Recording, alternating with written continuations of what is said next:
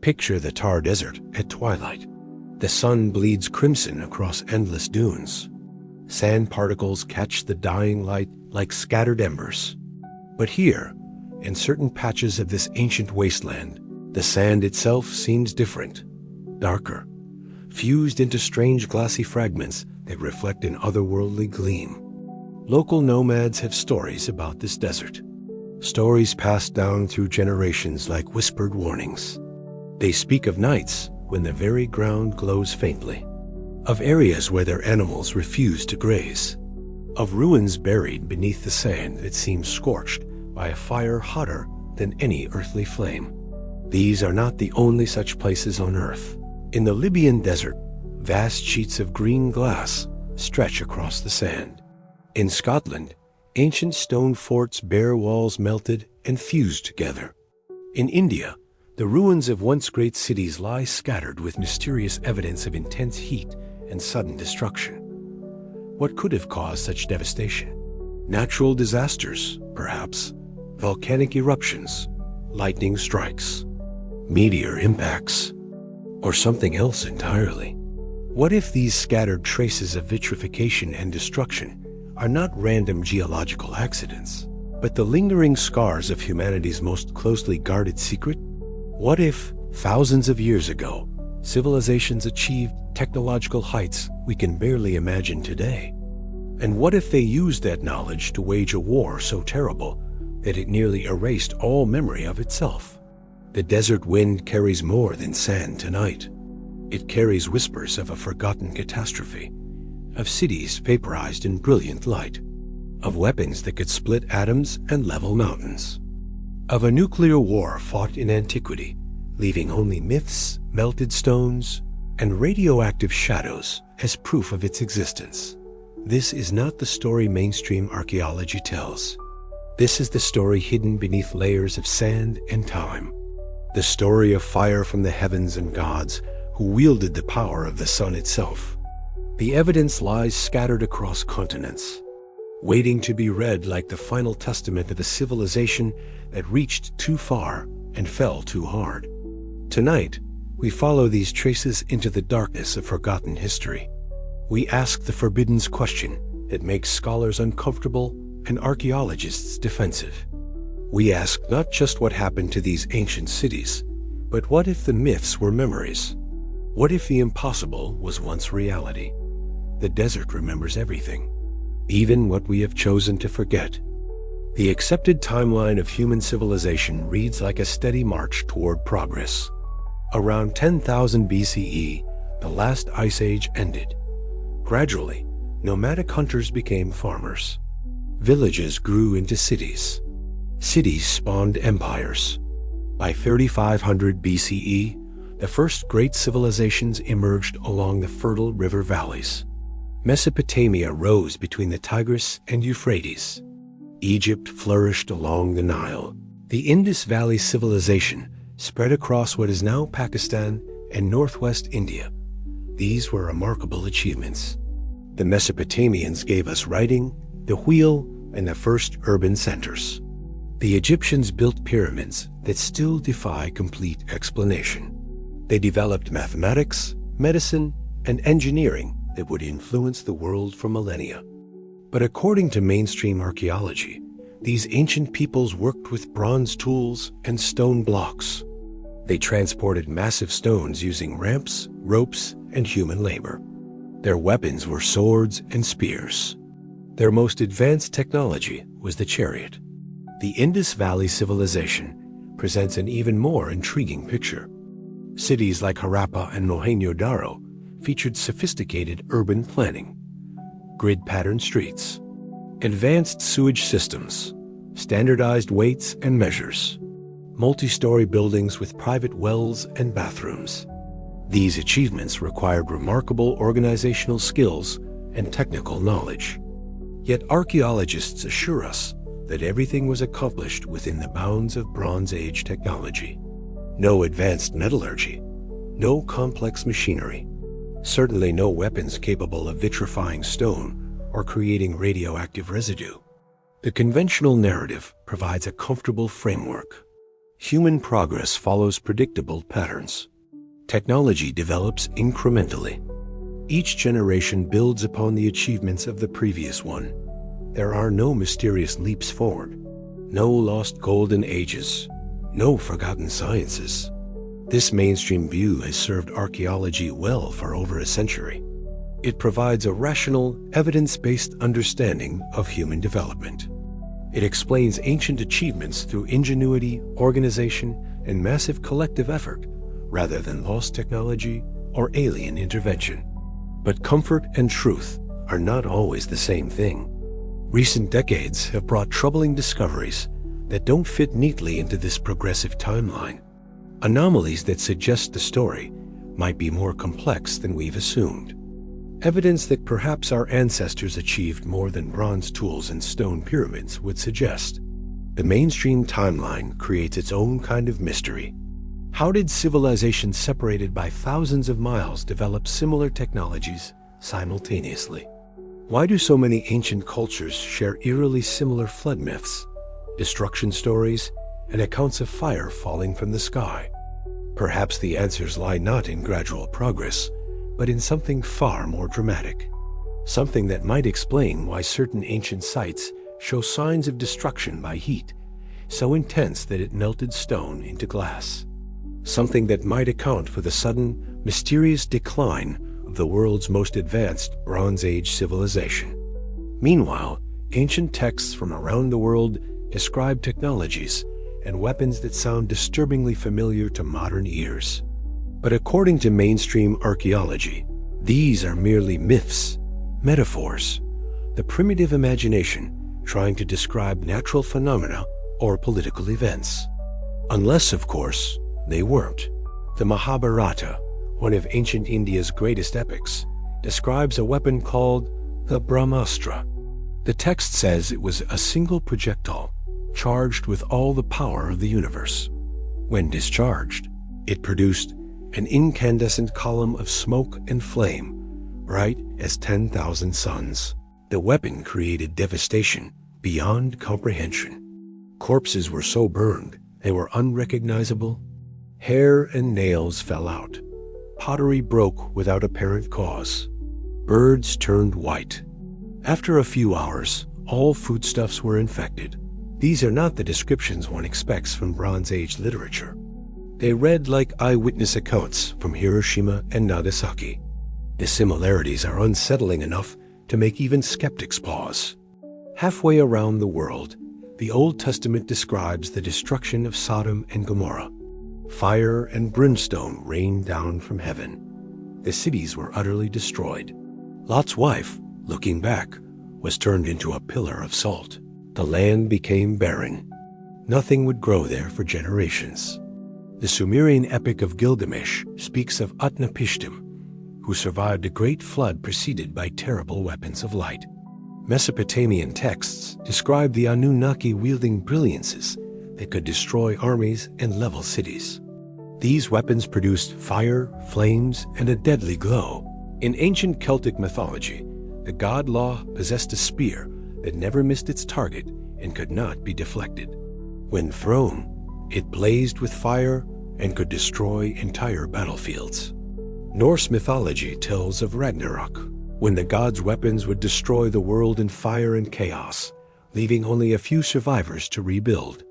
Chinese legends speak of the dragon fire used by ancient emperors. Aboriginal Australian Dreamtime stories describe the rainbow serpent bringing destruction through fire that fell from the sky. Mayan codices reference weapons of the gods that could turn stone to powder and create craters in the earth. These myths span continents and cultures that supposedly had no contact with each other.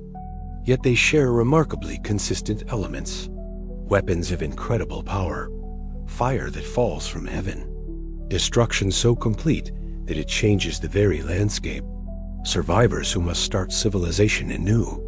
Mainstream scholars explain these similarities through universal human experiences. Natural disasters affect all cultures. Lightning, volcanic eruptions, and meteor impacts create similar mythological responses across different societies. The human imagination tends towards similar patterns when describing ultimate destruction. But what if these weren't myths at all? What if they were memories, passed down through oral tradition and eventually recorded as religious texts? What if ancient peoples were trying to describe real events using the only language available to them? Consider how a primitive observer might describe a nuclear explosion. The blinding light would seem like 10,000 suns. The mushroom cloud would appear as an incandescent column of smoke and flame. The radiation effects, hair loss, nausea, sterility would seem like a curse from the gods. The consistency of these descriptions across cultures becomes even more intriguing when examined alongside physical evidence. Archaeological sites that show signs of intense heat, vitrified stone walls, radiation levels above normal background, skeletal remains with characteristics consistent with exposure to extreme temperatures. Perhaps the most disturbing element of these myths is their warning nature. They don't simply describe destruction, they warn against the misuse of divine power. The gods punish hubris. Advanced civilizations fall because they reach too far. Knowledge becomes dangerous when it exceeds wisdom. These stories may be humanity's oldest cautionary tales about weapons of mass destruction. Written by survivors who understood, perhaps better than we do, the terrible price of unleashing forces beyond our control. The echo of catastrophe reverberates through every ancient culture's foundational stories. The question is whether we're hearing the echo of myth or memory. In 1922, British archaeologist John Marshall made a discovery that would reshape our understanding of ancient civilization. Beneath the mounds of Harappa in Pakistan, his team uncovered the remains of a Bronze Age city unlike anything previously known. The Indus Valley Civilization, as it came to be called, was sophisticated beyond all expectation. Cities laid out in perfect grid patterns, advanced sewage systems that wouldn't be matched in Europe for thousands of years, standardized weights, measures, and brick sizes across hundreds of miles. A complex system of water management that allowed civilization to flourish in a challenging environment. Mohenjo-Daro, excavated soon after Harappa, revealed even greater mysteries. This city of perhaps 40,000 people featured multi-story buildings, private wells, and bathrooms with sophisticated drainage. The Great Bath, a massive public facility, demonstrated engineering skills that impressed even modern architects. But the most intriguing discovery was what archaeologists didn't find. Unlike every other ancient civilization, the Indus Valley peoples left behind no weapons, no depictions of warfare, no obvious signs of a military class or fortifications designed for defense. Their art showed no violence, no conquest, no kings leading armies into battle. For 2,000 years, this peaceful civilization thrived across an area larger than Egypt and Mesopotamia combined. Then, around 1900 BCE, something happened. The cities were abandoned. Not gradually, as populations slowly migrated to better locations. Not after siege and conquest, with the typical archaeological evidence of warfare. They were simply left behind, as if the inhabitants had fled in haste. At Mohenjo-Daro, archaeologists found something even stranger. Scattered throughout the ruins were dozens of skeletons, lying in streets and buildings, as if people had died suddenly and been left where they fell. These weren't burial sites. There was no evidence of violence or disease. The people simply appeared to have died en masse and been left unburied. Some of these skeletons showed unusual characteristics. They appeared to have been subjected to intense heat. Not the gradual heat of cremation, but something sudden and overwhelming. Analysis revealed that many had died within moments of each other, but the cause remained mysterious. Even more puzzling were reports of vitrified stones found among the ruins. Blocks of clay and brick that had been heated to temperatures exceeding 1,500 degrees Celsius, hot enough to melt stone into glass. Such temperatures were not achievable with Bronze Age technology.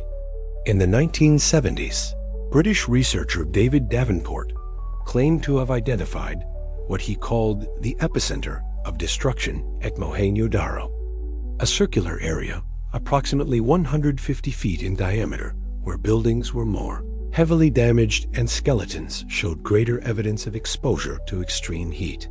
Davenport's analysis suggested that the destruction radiated outward from this central point, with damage decreasing as distance from the epicenter increased. This pattern, he argued, was consistent with an aerial burst explosion rather than ground-based destruction. Mainstream archaeologists strongly dispute these claims. They point to evidence of gradual decline rather than sudden catastrophe. Climate change, they argue, dried up the rivers that supported Indus Valley agriculture. Trade networks collapsed. Populations migrated to more fertile regions. The apparent sudden abandonment was actually a process that occurred over several generations. The skeletons scattered through Mohenjo-Daro, they explain, represent different time periods rather than a single catastrophic event. The apparent heat damage could result from natural fires that occurred after abandonment. The vitrified stones might be explained by lightning strikes or localized fires reaching unusually high temperatures. Yet questions remain. Why were the cities never reoccupied? Why did such an advanced civilization leave no written records explaining their departure? Why do the skeletons show such consistent patterns of heat exposure? The silence of the Indus Valley speaks volumes. Here was a civilization that achieved remarkable technological and social sophistication. They created cities that would not be surpassed in urban planning for millennia.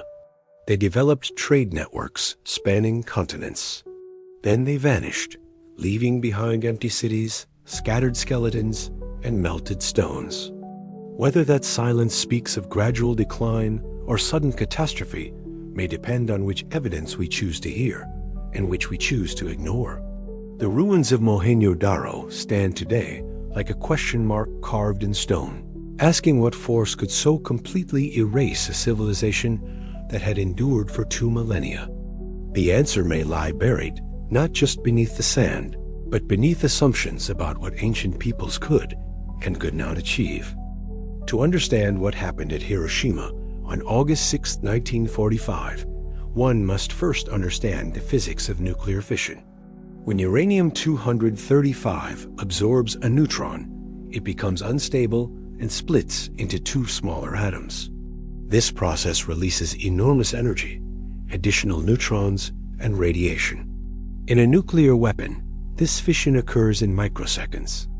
The core temperature reaches 100 million degrees Celsius, several times hotter than the center of the sun.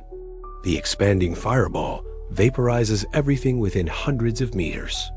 Beyond that, intense heat and radiation cause catastrophic damage to all living things. The immediate effects are devastating. The thermal pulse can cause third-degree burns up to several miles from ground zero. The electromagnetic pulse disables electronic equipment. The blast wave destroys buildings and creates deadly flying debris. The initial nuclear radiation penetrates deep into human tissue, causing radiation sickness and death. But nuclear weapons also leave distinctive signatures that persist long after the explosion. These signatures allow scientists to identify nuclear events years or even decades later. The heat generated by nuclear fission is so intense that it melts sand into glass. At the Trinity test site in New Mexico, the world's first atomic bomb created a crater filled with a greenish glass substance called trinitite. This glass contains traces of radioactive isotopes created during the nuclear reaction. Even today, nearly 80 years later, trinitite remains mildly radioactive. Nuclear explosions also create specific types of isotopes that do not occur naturally. Cesium-137, strontium-90, and plutonium-239 are among the radioactive elements produced by atomic weapons. These isotopes have known half-lives and decay patterns that allow scientists to date nuclear events with remarkable precision. The geological impact of nuclear weapons extends beyond the immediate blast zone. Shock waves from nuclear explosions create microscopic changes in mineral structures. Quartz crystals develop distinctive fracture patterns called shocked quartz that can only be produced by extreme pressure and heat. These crystals serve as geological fingerprints of nuclear events. Nuclear weapons also affect organic materials in predictable ways. The intense neutron radiation converts nitrogen-14 in the atmosphere into carbon-14, creating elevated levels of this radioactive isotope in nearby plant and animal tissues. Trees growing near nuclear test sites show characteristic ring patterns reflecting exposure to radiation. Human remains from nuclear explosions exhibit specific pathological changes. Bones become more brittle due to radiation exposure. Teeth and hair show elevated levels of radioactive isotopes. DNA change creates distinctive patterns that can be identified decades after exposure. Perhaps most significantly, nuclear explosions leave isotopic signatures in the surrounding environment that persist for thousands of years. These signatures are so distinctive that scientists can identify ancient nuclear events by analyzing soil samples, rock formations, and fossilized organic materials. Modern archaeology has developed sophisticated techniques for detecting these signatures. Mass spectrometry can identify trace amounts of artificial isotopes in archaeological samples. Thermoluminescence dating can reveal when materials were last exposed to intense heat. Ground-penetrating radar can map subsurface anomalies consistent with blast effects. If ancient nuclear weapons were used, they would have left the same types of evidence we see at modern test sites. Vitrified sand and stone, elevated radiation levels, shocked quartz crystals, isotopic anomalies in soil and rock, skeletal remains showing radiation exposure. The question is not whether we have the tools to detect ancient nuclear events. We do. The question is whether we have the courage to acknowledge what those tools might reveal. Nuclear physics operates according to universal laws. The effects of nuclear fission were the same in 1945 as they would have been in 1945 BCE. If ancient civilizations possessed nuclear weapons, they would have left the same signatures that mark every nuclear explosion in the modern era. The challenge lies not in the science, but in accepting that such science might have existed long before we believed it possible. The evidence may already be there, waiting in museum collections and archaeological sites around the world, waiting for someone brave enough to test samples that might rewrite everything we think we know about human history. The physics of nuclear destruction are immutable. What varies is our willingness to see them at work in places and times we never expected. The debate over Mohenjo-Daro crystallizes everything controversial about ancient nuclear theory. For decades, alternative researchers have claimed the site shows clear evidence of atomic destruction. Mainstream archaeologists reject these claims as pseudo-scientific fantasy. Both sides cite the same archaeological evidence to support contradictory conclusions.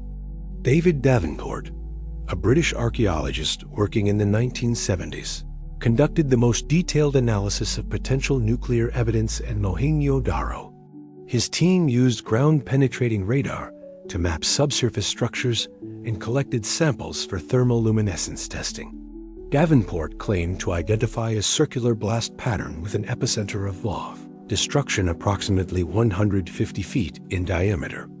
According to Davenport's analysis, buildings within this epicenter showed evidence of exposure to temperatures exceeding 2,000 degrees Celsius. Beyond the center, damage decreased in a radial pattern consistent with an aerial explosion.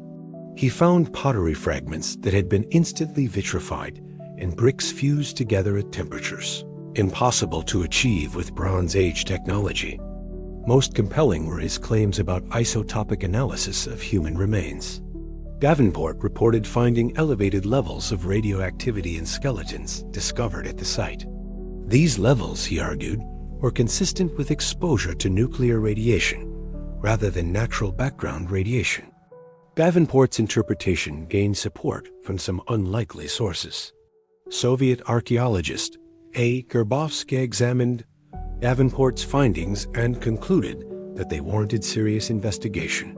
Italian physicist Antonio De Nicolis analyzed pottery samples and confirmed they showed evidence of vitrification at extremely high temperatures. However, mainstream archaeologists have systematically challenged every aspect of Davenport's claims. They argue that his epicenter is simply the result of uneven excavation and preservation rather than a blast pattern. The apparent decrease in damage with distance from the center reflects different periods of occupation and abandonment rather than explosion effects.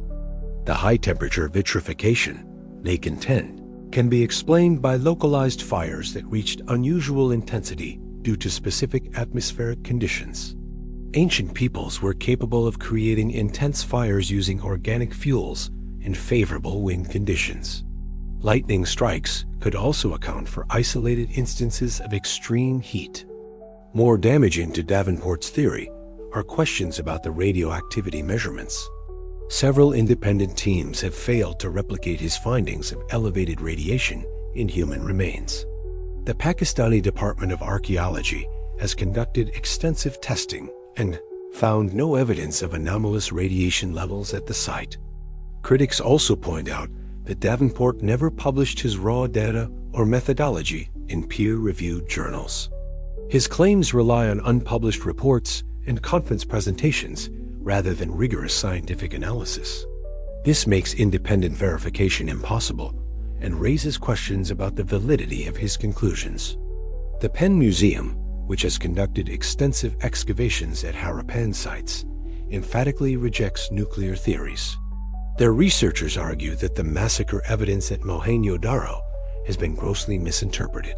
The scattered skeletons represent different time periods and causes of death rather than a single catastrophic event. Recent archaeological work has revealed evidence of gradual decline rather than sudden destruction. Climate change disrupted the monsoon patterns that supported Indus Valley agriculture. Rivers changed course, leaving cities without reliable water supplies. Trade networks collapsed as economic conditions deteriorated. The abandonment of Mohenjo-Daro was a process that occurred over generations, not moments. Yet some aspects of the site remain genuinely puzzling to mainstream archaeology.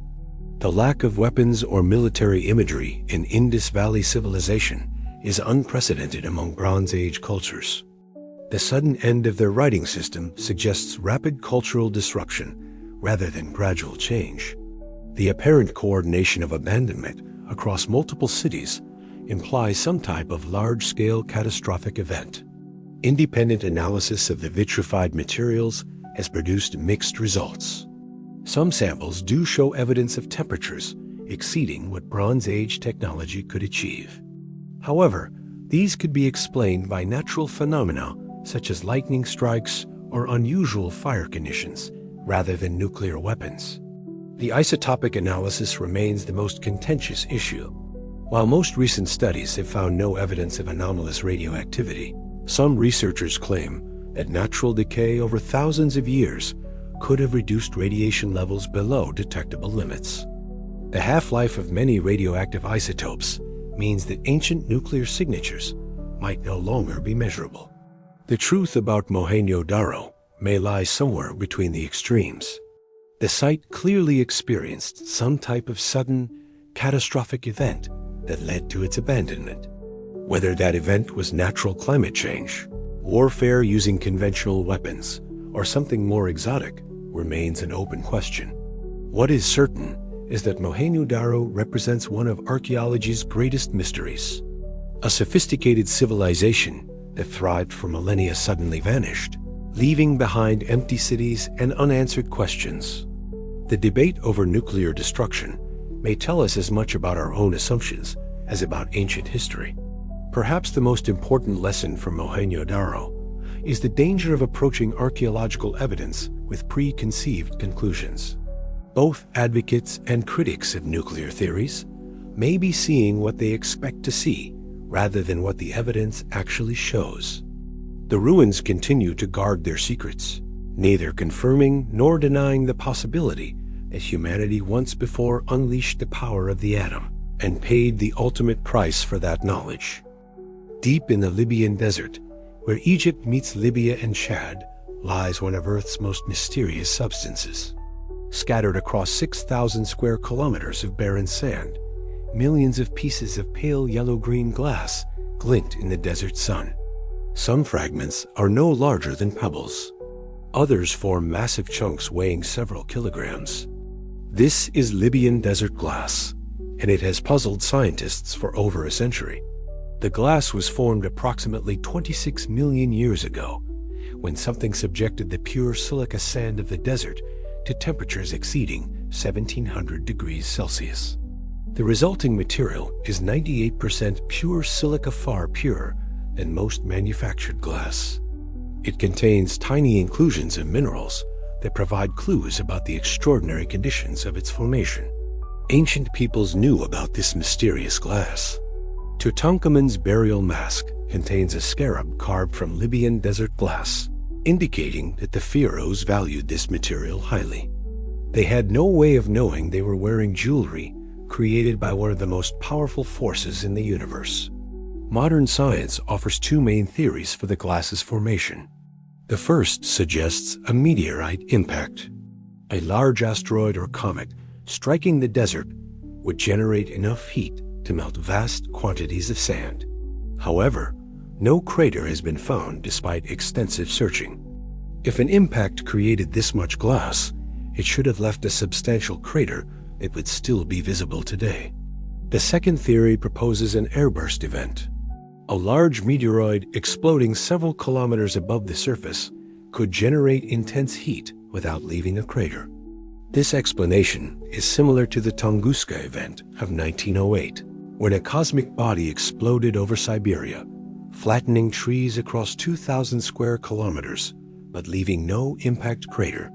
Recent research has favored the airburst theory. Computer modeling suggests that a 100 megaton explosion at an altitude of several kilometers could produce the heat necessary to form Libyan desert glass. This would represent an event roughly 200 times more powerful than the bomb that destroyed Hiroshima. But there is a third theory, one that mainstream science refuses to consider. The glass bears an unsettling resemblance to trinitite, the artificial glass created by the world's first atomic bomb test in New Mexico. Both substances are formed when intense heat instantly melts sand into glass. Both contain similar inclusions and structural characteristics. Both are associated with radioactive events. Some researchers have noted that the distribution pattern of Libyan desert glass is remarkably uniform across its vast area. A meteorite impact or airburst would likely create an uneven distribution with greater concentrations near the epicenter. Instead, the glass appears to be scattered in a pattern more consistent with multiple heat sources or a single, extremely powerful explosion. Analysis of the glass reveals trace elements that are difficult to explain through natural processes. Some samples contain microscopic diamonds, which require extreme pressure to form. Others show evidence of shocked quartz crystals, similar to those found at nuclear test sites. Perhaps most intriguingly, the age of the Libyan desert glass coincides with a mysterious period in Earth's geological record. Approximately 26 million years ago, several mass extinction events occurred within a relatively short time frame. Some scientists have proposed that these extinctions were caused by cosmic impacts or massive volcanic activity. But what if they were caused by something else entirely? Consider the possibility that Earth was once home to a technologically advanced civilization that existed millions of years before human evolution. Such a civilization might have developed nuclear weapons and used them in a war so devastating that it left permanent scars on the planet's surface. Libyan desert glass would represent the ground zero of such an ancient nuclear exchange. The uniform distribution could result from multiple nuclear detonations across a large battlefield. The extreme purity of the glass might reflect the use of weapons far more advanced than our crude atomic bombs. This theory faces obvious challenges. No archaeological evidence suggests the existence of such an ancient civilization. The geological timescales involved predate any known complex life on Earth. The physics of nuclear weapons require sophisticated technology that presumably took billions of years to develop. Yet the glass itself remains as mysterious as ever. Its formation required temperatures and pressures, and nature rarely achieves. Its distribution pattern defies simple explanations. Its similarity to artificial nuclear glass is difficult to dismiss as coincidence. Ancient Egyptian texts speak of a time when gods walked the earth and wielded weapons of incredible power. The pyramid texts describe solar barks that could travel through the sky and unleash the power of the sun itself. Could these be distant memories of technologies that existed long before recorded history? Tutankhamun wore a scarab of Libyan desert glass, not knowing he carried a fragment of the most powerful forces in the universe. Whether that force was cosmic or terrestrial, natural or artificial, remains one of the greatest mysteries hidden beneath the desert sands. The glass glints in the morning sun like a scattered treasure, each fragment a clue to an event so powerful it transformed millions of tons of sand into crystal. An event that occurred in the deep past, when Earth was young and the forces that shaped it were beyond anything in our current understanding. The desert remembers, even when we have forgotten what there is to remember. The Vimana Shastra, an ancient Sanskrit text, describes flying machines with capabilities that sound remarkably modern. These craft could travel through air, water, and space. They could become invisible to enemies. Most disturbing of all, they could carry weapons capable of destroying entire armies. According to the text, some Vimanas were equipped with Brahmo weapons that could destroy the whole world. The descriptions are precise enough to make modern engineers uncomfortable. The craft had multiple propulsion systems. They could change direction instantly without regard to aerodynamic principles. They generated protective fields that deflected enemy weapons. But it is the weapons themselves that capture our attention. The Brahmastra, as described in the Mahabharata, was a single projectile charged with all the power of the universe.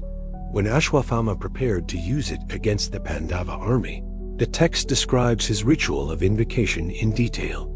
He concentrated his mental energy, spoke specific mantras, and directed the weapon's power through focused intention. This sounds less like Bronze Age technology and more like the activation protocols for advanced weapon systems. Modern nuclear weapons require precise sequences and authorization codes to prevent accidental detonation. Ancient texts describe similar safeguards built into divine weapons. The effects of the Brahmastra are described with disturbing accuracy. Dense arrows of flame, like a great shower, issued forth upon creation, encompassing the enemy. A thick gloom swiftly settled upon the Pandava hosts. All points of the compass were lost in darkness. The aftermath was even more telling. Never before have we seen such a weapon. Never before have we heard of such a weapon. This weapon reduces all things to ashes.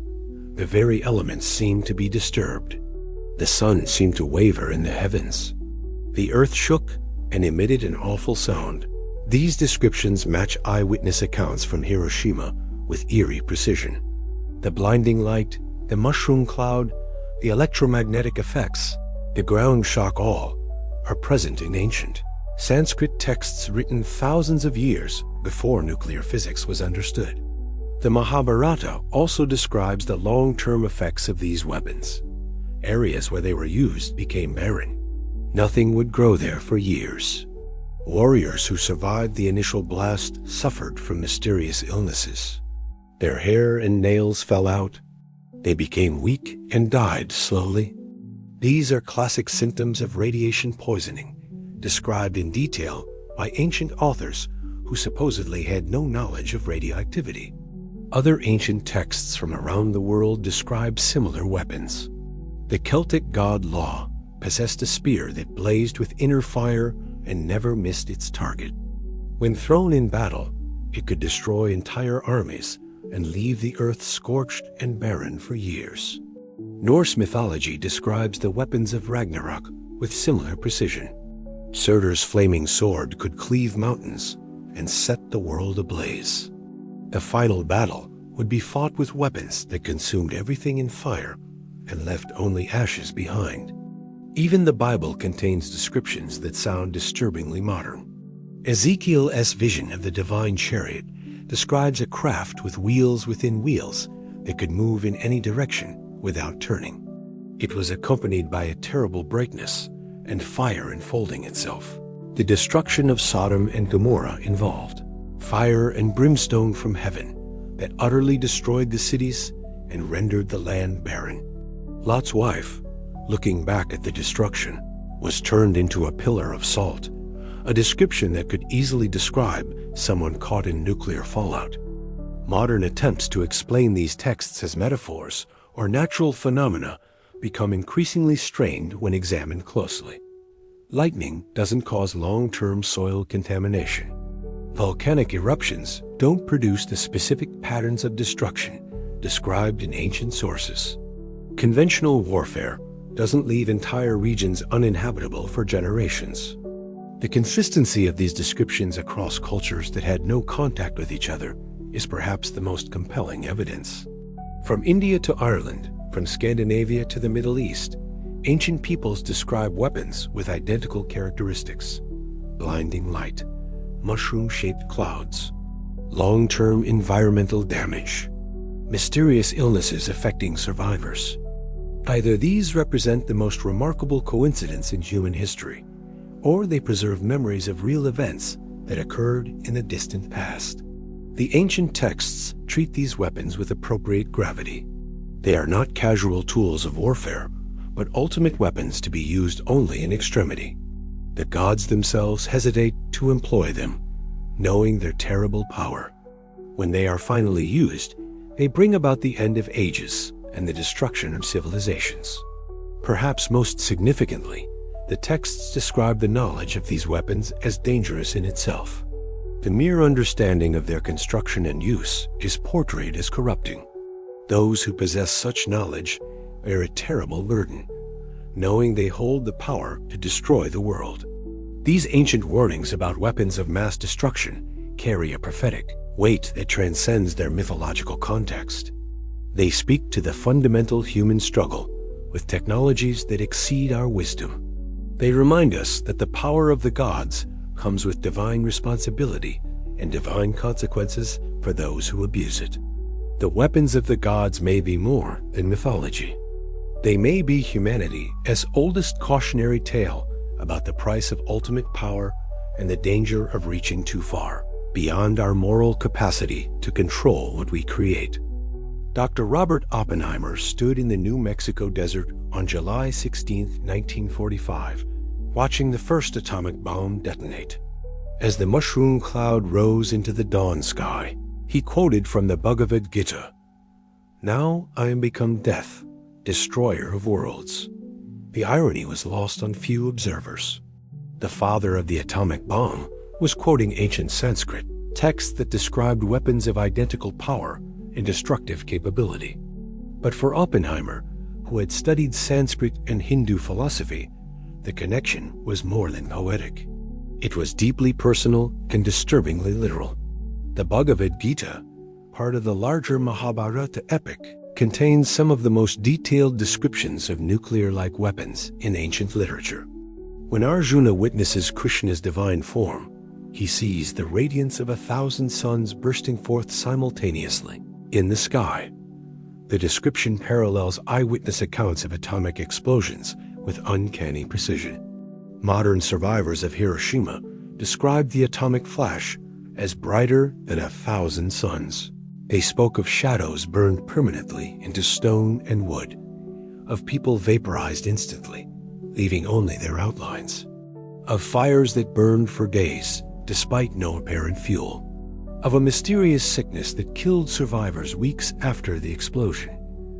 The Mahabharata describes identical phenomena. When divine weapons are used in battle, they create brilliant flashes brighter than the sun. Warriors are reduced to ashes, leaving only their shadows. Fires burn without fuel. Survivors develop a wasting sickness that causes their hair to fall out and their bodies to weaken unto death. The parallel becomes even more specific when examining the long-term environmental effects.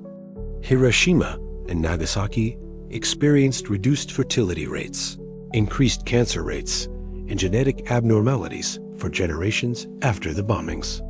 Plants and animals showed similar effects. The very soil became contaminated with radioactive isotopes. Ancient texts describe the aftermath of divine weapons in strikingly similar terms. The Drona Parva speaks of regions where no crops would grow for 12 years. The earth itself became cursed, unable to support life. Animals in affected areas developed strange deformities. Human populations showed increased rates of stillbirth and infant mortality. The geographic specificity of these accounts adds another layer of credibility. The Mahabharata identifies specific locations where these weapons were used. Many of these sites correspond to areas that show archaeological evidence of intense heat damage or unusual mineral composition. Perhaps most compelling are the descriptions of weapon effects that would only make sense to someone who understood nuclear physics. The texts describe how divine weapons create wounds that do not heal. They speak of a poison wind that spreads from the point of impact, killing everything it touches. They warn that areas affected by these weapons remain dangerous for many years. These descriptions match the effects of nuclear radiation with startling accuracy. The wounds that do not heal could describe radiation burns, which resist normal treatment and often become progressively worse over time. The poison wind perfectly describes radioactive fallout carried by atmospheric currents. The long-term contamination warnings match our modern understanding of radioactive half-lives. The Sanskrit term Brahmastro itself provides linguistic clues. Brahma refers to the creative principle of the universe, the fundamental force from which all matter emerges. Astra means weapon or projectile. Together, they describe a weapon that harnesses the basic creative force of the universe. An apt description of nuclear fission, which releases the binding energy that holds atomic nuclei together. Even the activation procedures described in ancient texts mirror modern nuclear protocols. The Brahmastra requires specific mantras, authorization codes, mental concentration, trained operators, and precise timing, controlled detonation sequences. The texts emphasize that unauthorized use will destroy the operator along with the target, similar to modern fail-safe mechanisms designed to prevent accidental detonation.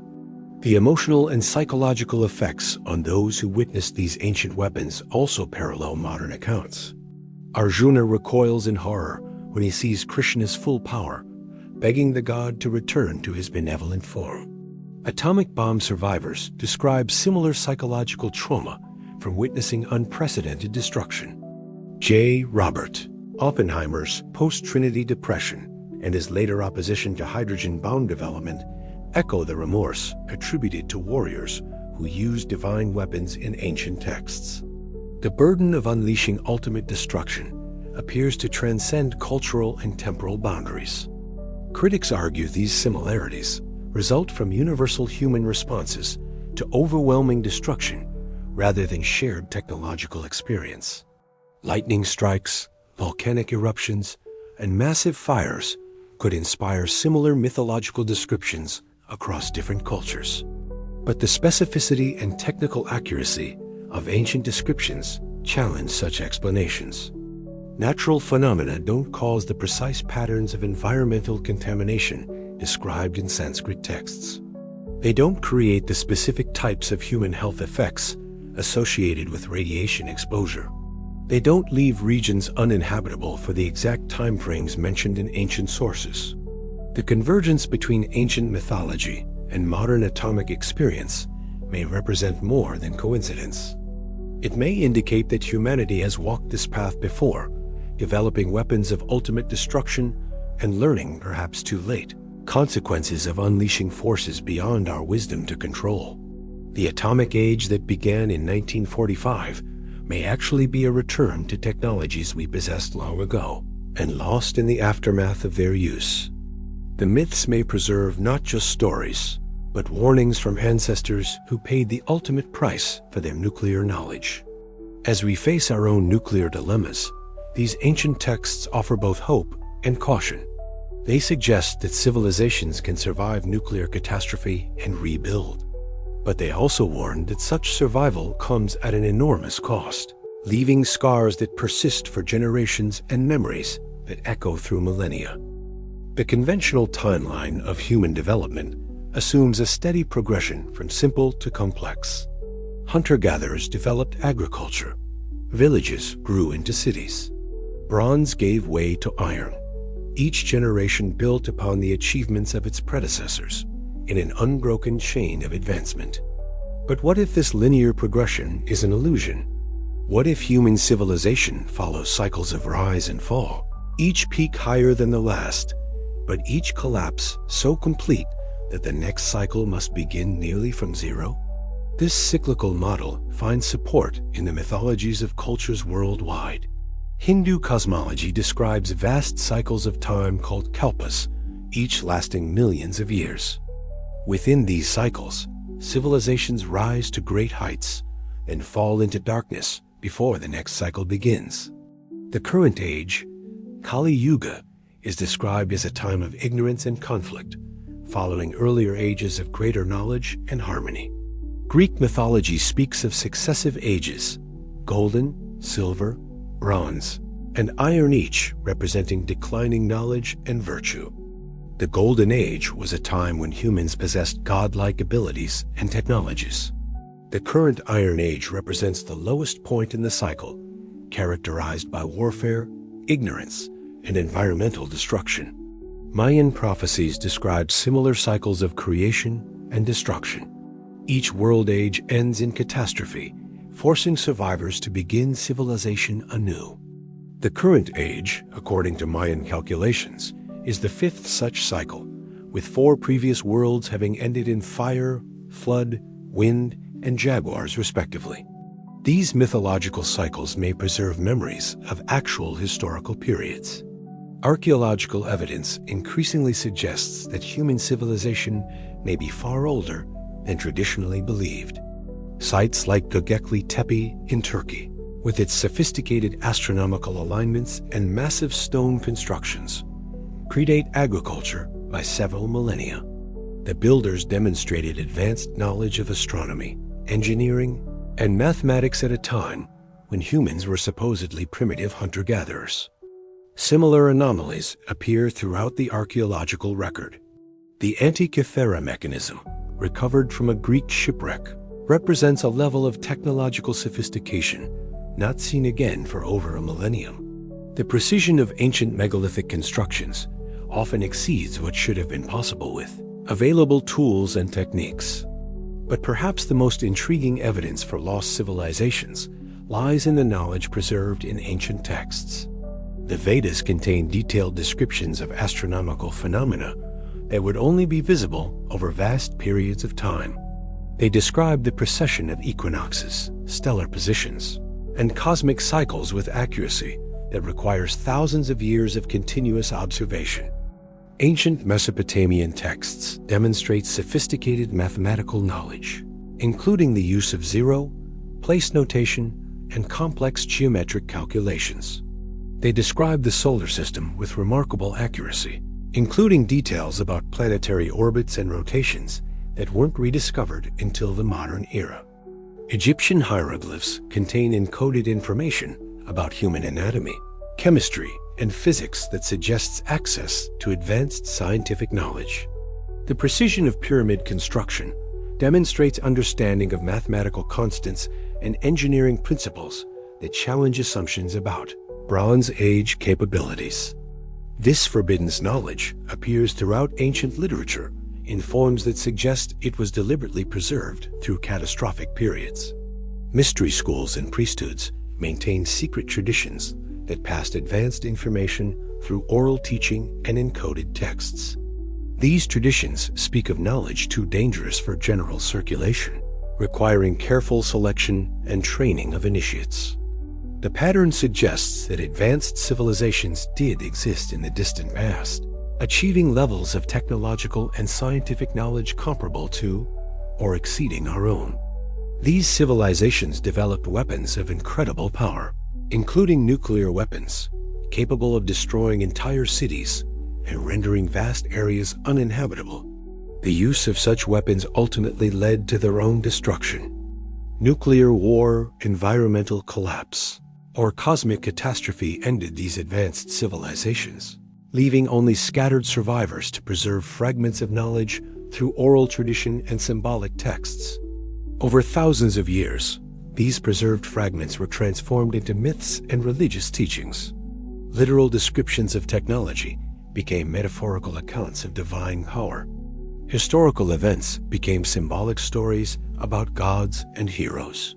Scientific knowledge became esoteric wisdom, available only to initiates.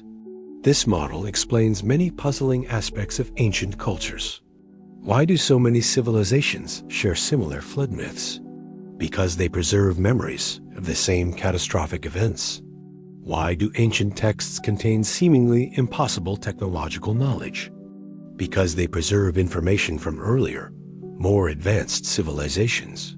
Most importantly, why do these texts consistently warn about the dangers of ultimate weapons and forbidden knowledge?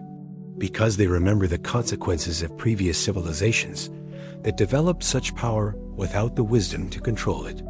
The cyclical model suggests that our current technological civilization is not unique, but rather the latest in a series of peaks in human development.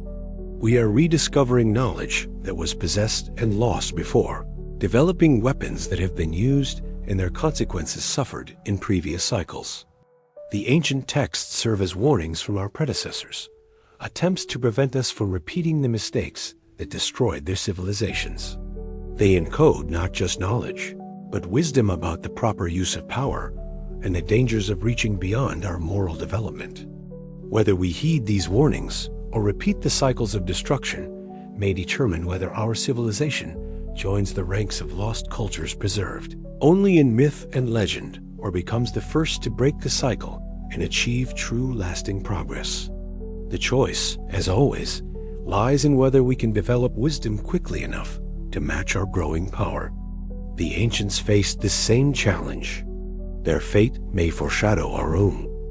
Scattered across the highlands of Scotland, Ireland, and parts of continental Europe stand the remains of ancient fortifications that defy conventional explanation. These are the vitrified fort stone structures, whose walls have been subjected to heat so intense that the rock itself melted and fused together like glass. The first scientific investigation of these sites began in the 18th century. Researchers were puzzled to find that many hilltop fortifications dating to the Iron Age contained walls made of stones that had obviously been melted and re-solidified. The melted rock formed a glassy matrix, binding loose stones together, creating walls stronger than the original masonry. Over 60 such sites have been identified in Scotland alone.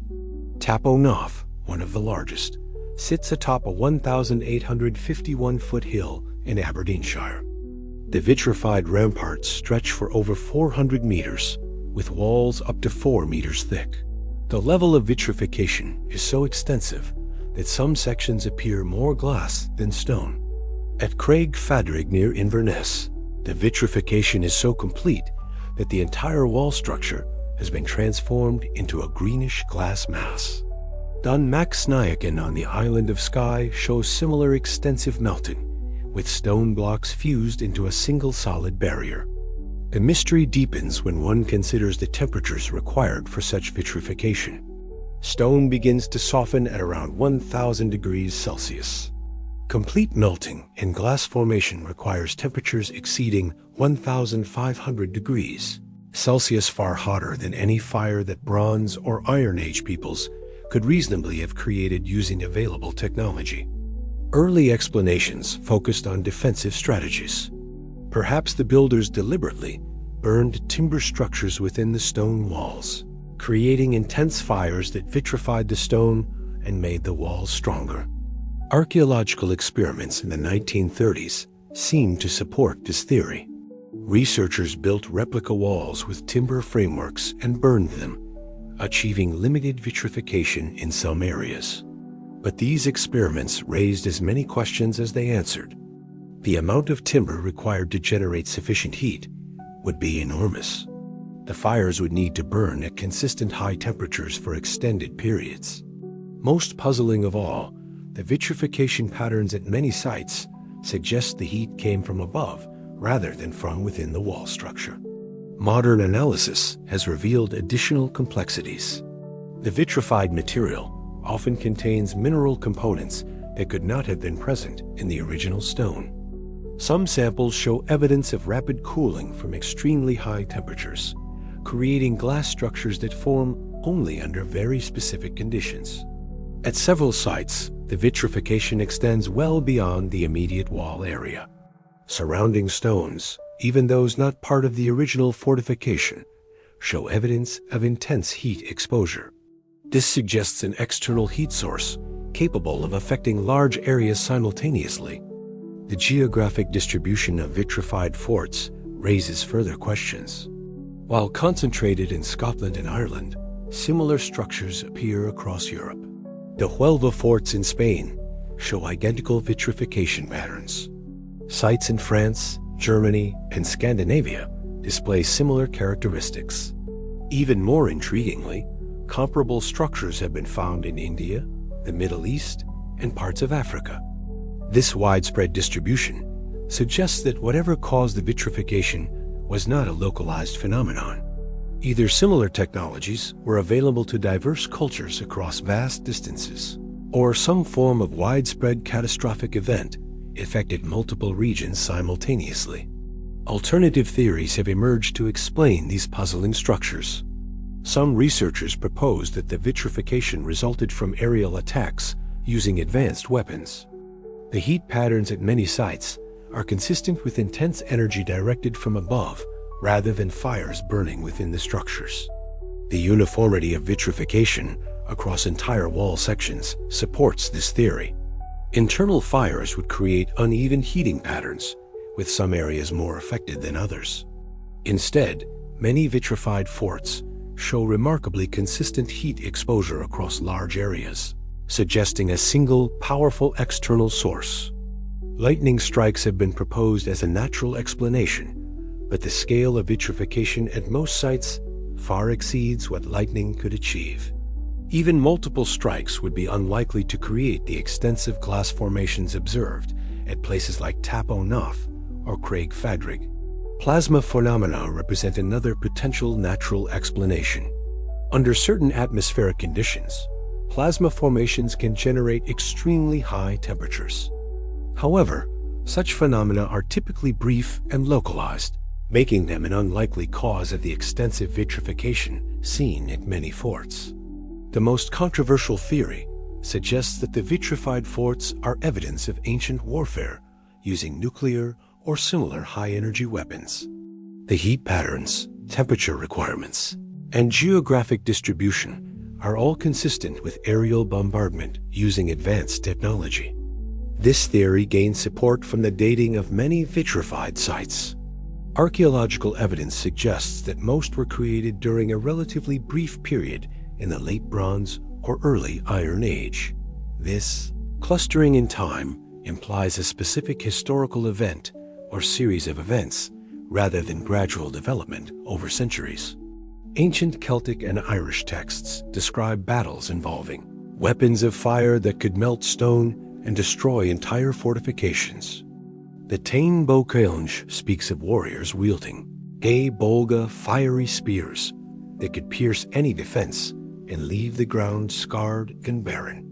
Similar weapons appear in Welsh and Scottish mythologies. Modern military analysis of the vitrified forts reveals tactical patterns that support the ancient warfare theory. Many sites are positioned to control strategic passes or river crossings. The vitrification often affects only the defensive structures, while leaving surrounding areas relatively untouched, suggesting targeted military action rather than accidental fires or natural phenomena. The builders of these forts clearly possessed sophisticated engineering knowledge. The original structures demonstrate advanced understanding of defensive architecture, astronomy, and construction techniques. This makes it unlikely that they would accidentally destroy their own fortifications through careless use of fire. Whatever caused the vitrification of these ancient forts, it represented a technology or phenomenon beyond the conventional capabilities of Iron Age peoples. Whether that technology was natural or artificial, terrestrial or extraterrestrial, remains one of archaeology's most enduring mysteries. The vitrified forts stand as silent witnesses to events that transcended the normal bounds of ancient warfare. They remind us that the past may hold technologies and conflicts that challenge our understanding of what was possible in earlier ages.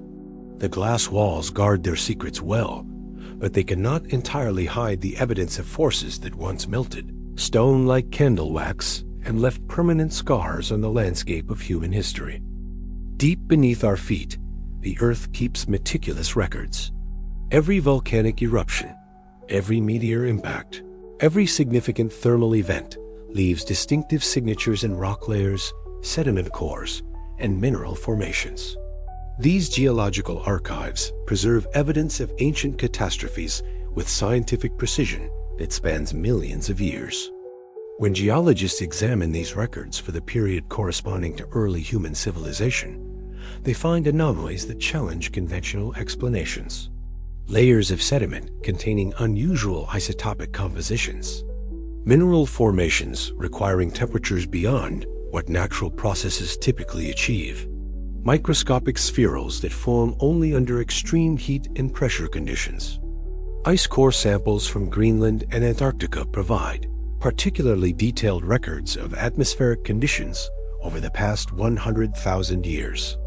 These cores contain trapped gases, dust particles, and chemical signatures that reveal global environmental changes with annual precision. They show periods of rapid climate change, massive volcanic activity, and atmospheric disturbances that correlate with archaeological evidence of civilization collapse. One of the most intriguing discoveries in recent decades has been the identification of shocked quartz in geological layers dating to approximately 4,000 to 5,000 years ago. Shocked quartz forms only under extreme pressure and temperature conditions, typically associated with meteor impacts or nuclear explosions. The crystals develop distinctive fracture patterns that serve as geological fingerprints of high-energy events. The distribution of these shocked quartz deposits is particularly puzzling. Rather than being concentrated around known impact craters, they appear in sediment layers across multiple continents. This pattern suggests either a series of cosmic impacts occurring within a relatively brief time frame, or alternative sources of the extreme conditions necessary to create shocked quartz. Nuclear explosions produce identical shocked quartz formations. The Trinity test site in New Mexico contains shocked quartz crystals in the trinitite glass created by the first atomic bomb. Similar formations appear at all nuclear test sites where sand or rock was exposed to nuclear detonation. The crystals serve as permanent markers of nuclear events, remaining identifiable for thousands of years after the explosion. Analysis of ancient shocked quartz reveals isotopic signatures that don't entirely match known meteor impact events. Some samples contain trace elements typical of nuclear fission products, though at levels that could theoretically result from natural uranium deposits exposed to extreme heat. The ambiguity makes definitive identification challenging, but the patterns are consistent with nuclear rather than impact origins. Microscopic spherules represent another geological marker of high-temperature events. These tiny glass beads form when materials are heated to temperatures exceeding 2,000 degrees Celsius and then rapidly cooled. They appear in sediment layers associated with known meteor impacts, but also in layers that correspond to no identified cosmic events. The spherules found in archaeological contexts often contain unusual metal compositions. Some include traces of titanium, chromium, and other elements in concentrations that suggest artificial rather than natural formation. Nuclear explosions create similar spherules when they vaporize metal structures and vehicles in the blast zone. Ground-penetrating radar surveys at ancient sites have revealed subsurface anomalies consistent with intense heat events. Beneath many archaeological locations, researchers find layers of altered rock that show signs of rapid heating and cooling. These thermal signatures extend far beyond what conventional fires or natural phenomena could produce. Magnetic anomalies provide additional evidence of ancient high-temperature events. Intense heat can alter the magnetic orientation of iron-bearing minerals in rock and soil. Nuclear explosions create distinctive magnetic patterns that persist for millennia. Similar patterns appear at ancient sites worldwide, suggesting exposure to magnetic fields and temperatures associated with nuclear events. Radioactive isotope analysis of ancient materials has produced controversial results. While most samples show only natural background radiation levels, some contain traces of isotopes with half-lives, suggesting artificial rather than natural origin. These findings remain disputed, as contamination from modern nuclear testing could potentially explain elevated isotope levels. More compelling are isotopic ratios that differ from modern nuclear signatures. Some ancient samples contain isotope combinations that would result from nuclear technology different from our current uranium and plutonium-based weapons. This could indicate either advanced ancient nuclear science or contamination from unknown sources. Thermoluminescence dating reveals when materials were last exposed to intense heat. This technique has identified numerous ancient artifacts and building materials that were subjected to temperatures exceeding 1,000 degrees Celsius at specific points in history. Many of these dates correspond to periods of civilization collapse documented in historical and archaeological records. The geological evidence for ancient high-temperature events extends beyond Earth's surface. Deep ocean sediment cores contain layers of unusual material dating to approximately 4,000 to 6,000 years ago. These layers include microscopic particles that could only form under extreme temperature and pressure conditions. Atmospheric chemistry records preserved in ancient ice show periods of unusual atmospheric composition that could result from massive fires or nuclear events. Elevated levels of certain gases and particles appear in ice layers corresponding to civilization collapse periods, suggesting global atmospheric disturbances beyond what natural causes typically produce. The convergence of geological evidence from multiple independent sources creates a pattern that challenges conventional explanations. While individual anomalies might be explained by natural causes, the combination of shocked quartz, unusual spherules, magnetic signatures, isotopic anomalies, and thermoluminescence dates suggests events beyond normal geological processes. Whether these events were natural or artificial, terrestrial or cosmic, remains an open question. But the geological record clearly documents periods of extreme heat and energy release that affected large areas of Earth's surface during the time when human civilization was supposedly limited to bronze tools and stone construction. The Earth remembers everything, recording each event in layers of rock and sediment that preserve the truth long after human memory fades. These geological archives may hold the key to understanding whether our ancestors witnessed, or perhaps caused, catastrophic events that shaped both human history and planetary geology. The rocks don't lie. They simply wait for us to develop the wisdom and courage to read what they have preserved. The biblical account of Sodom and Gomorrah describes destruction so complete and terrifying that it became humanity's archetypal story of divine judgment. Fire and brimstone rained down from heaven. The cities were utterly consumed. The very ground became uninhabitable. Nothing would grow there for generations. For millennia, this story was interpreted as divine punishment for moral corruption. But in 2021, an international team of archaeologists published findings that suggested a very different explanation. At Tal el-Hammam in Jordan, they claimed to have found evidence of a Bronze Age city destroyed by cosmic impact. The site matches the biblical geography of Sodom remarkably well. Located in the Jordan Valley, east of the Dead Sea, it was positioned exactly where ancient texts place the doomed cities. The timing also corresponds. The destruction layer dates to approximately 1650 BCE, consistent with biblical chronology.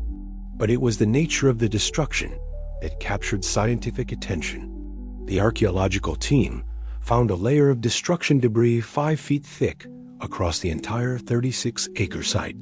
Buildings had been sheared off at their foundations.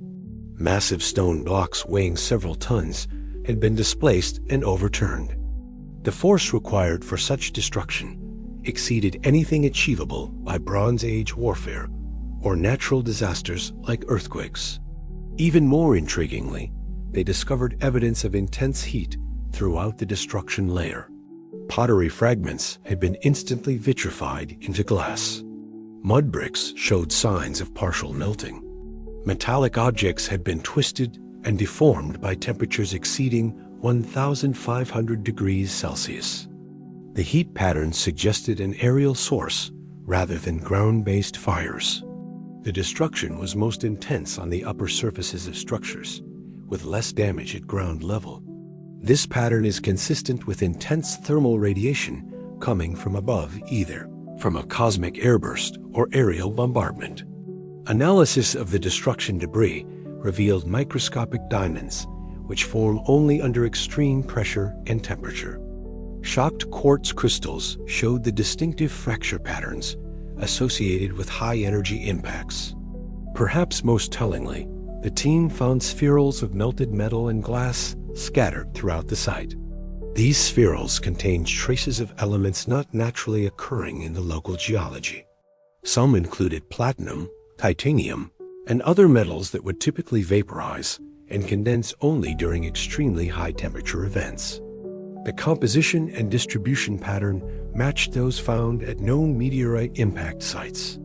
The human remains told an equally dramatic story. Skeletons were found in positions suggesting people died instantly while going about daily activities. Some showed evidence of exposure to intense heat. Others appeared to have been buried rapidly by debris, preserved in the exact positions where they died. The research team proposed that Tal el-Hammam was destroyed by a cosmic airburst, a meteorite or comet fragment exploding several kilometers above the city. Such an event would generate temperatures exceeding 2,000 degrees Celsius, create the observed blast patterns, and leave the distinctive mineral signatures found in the destruction layer. Computer modeling suggested the airburst would have been equivalent to a 10-megaton nuclear explosion. The thermal pulse would have instantly killed every living thing within a 25-kilometer radius. The blast wave would have leveled buildings and created the observed patterns of destruction. This explanation accounts for many puzzling aspects of the biblical narrative. The fire and brimstone could describe the intense thermal radiation and falling debris from the airburst. Lot's wife being turned into a pillar of salt might preserve a memory of someone caught in the thermal pulse and instantly dehydrated or covered in crystalline debris. The long-term barrenness of the region also makes sense in light of cosmic impact theory. The explosion would have scattered pulverized rock and debris across a wide area, creating soil conditions unsuitable for agriculture for many years. The high salt content of the Dead Sea region would have been exacerbated by impact debris.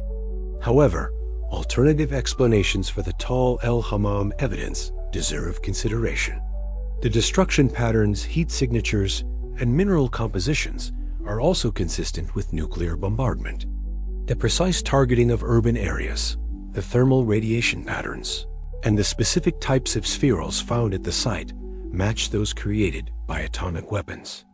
Ancient texts describe the destruction with remarkable precision. The fire came from heaven in a directed manner rather than as a general cosmic event. Multiple cities were destroyed simultaneously, suggesting coordinated rather than random impacts. The destruction was preceded by divine warnings, implying purposeful rather than accidental events. The biblical account emphasizes the selective nature of the destruction.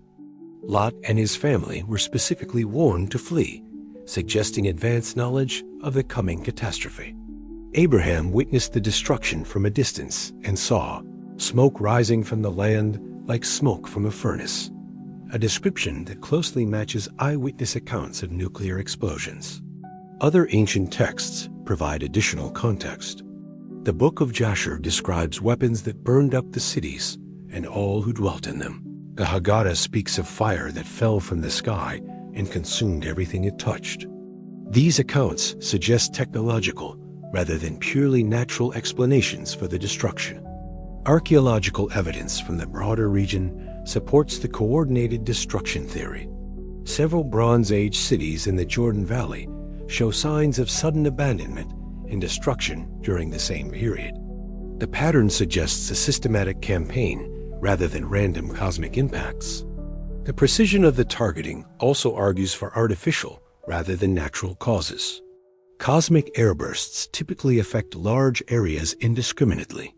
Nuclear weapons can be precisely targeted at specific cities while leaving surrounding areas relatively undamaged. Whether the destruction of Sodom and Gomorrah resulted from cosmic impact, nuclear warfare, or some combination of natural and artificial causes, the archaeological evidence confirms that these biblical cities suffered catastrophic destruction by fire from the heavens. The story preserves an accurate memory of real events that occurred in the ancient world. The cities of fire serve as a reminder that humanity has faced ultimate destruction before. Whether that destruction came from the cosmos or from our own technological achievements, it left permanent scars on both the landscape and human memory. The story endures as both historical record and prophetic warning about the consequences of reaching beyond our wisdom to control the forces we unleash. Rising from the Mexican plateau, 40 kilometers northeast of modern Mexico City, the ancient metropolis of Teotihuacan presents one of archaeology's most enduring mysteries. At its peak around 500 CE, this massive urban center housed over 100,000 people, making it one of the largest cities in the ancient world. The builders of Teotihuacan possess knowledge that challenges our understanding of ancient capabilities. The entire city was laid out according to precise astronomical alignments. The Pyramid of the Sun, one of the largest structures in the Americas, was positioned to mark specific celestial events with mathematical precision.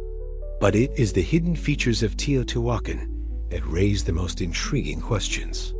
In the early 20th century, Mexican archaeologist Leopoldo Baeters made a discovery that puzzled researchers for decades. While excavating the Pyramid of the Sun, his team found massive sheets of mica embedded within the structure. These sheets, some measuring over 6 meters square, had been carefully placed between stone layers with painstaking precision. Mica is a silicate mineral prized for its unique properties. It is an excellent electrical insulator, remaining stable at temperatures up to 800 degrees Celsius. It is also highly resistant to chemical corrosion and mechanical stress. These properties make mica valuable in modern electronics, but they would seem to have little relevance to ancient pyramid builders. The mystery deepened when geological analysis revealed that the mica came from Brazil, over 3,000 kilometers from Teotihuacan.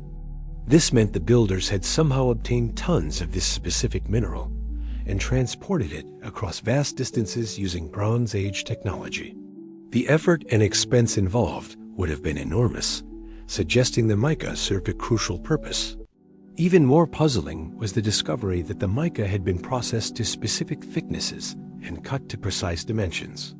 This level of precision requires advanced tools and technical knowledge.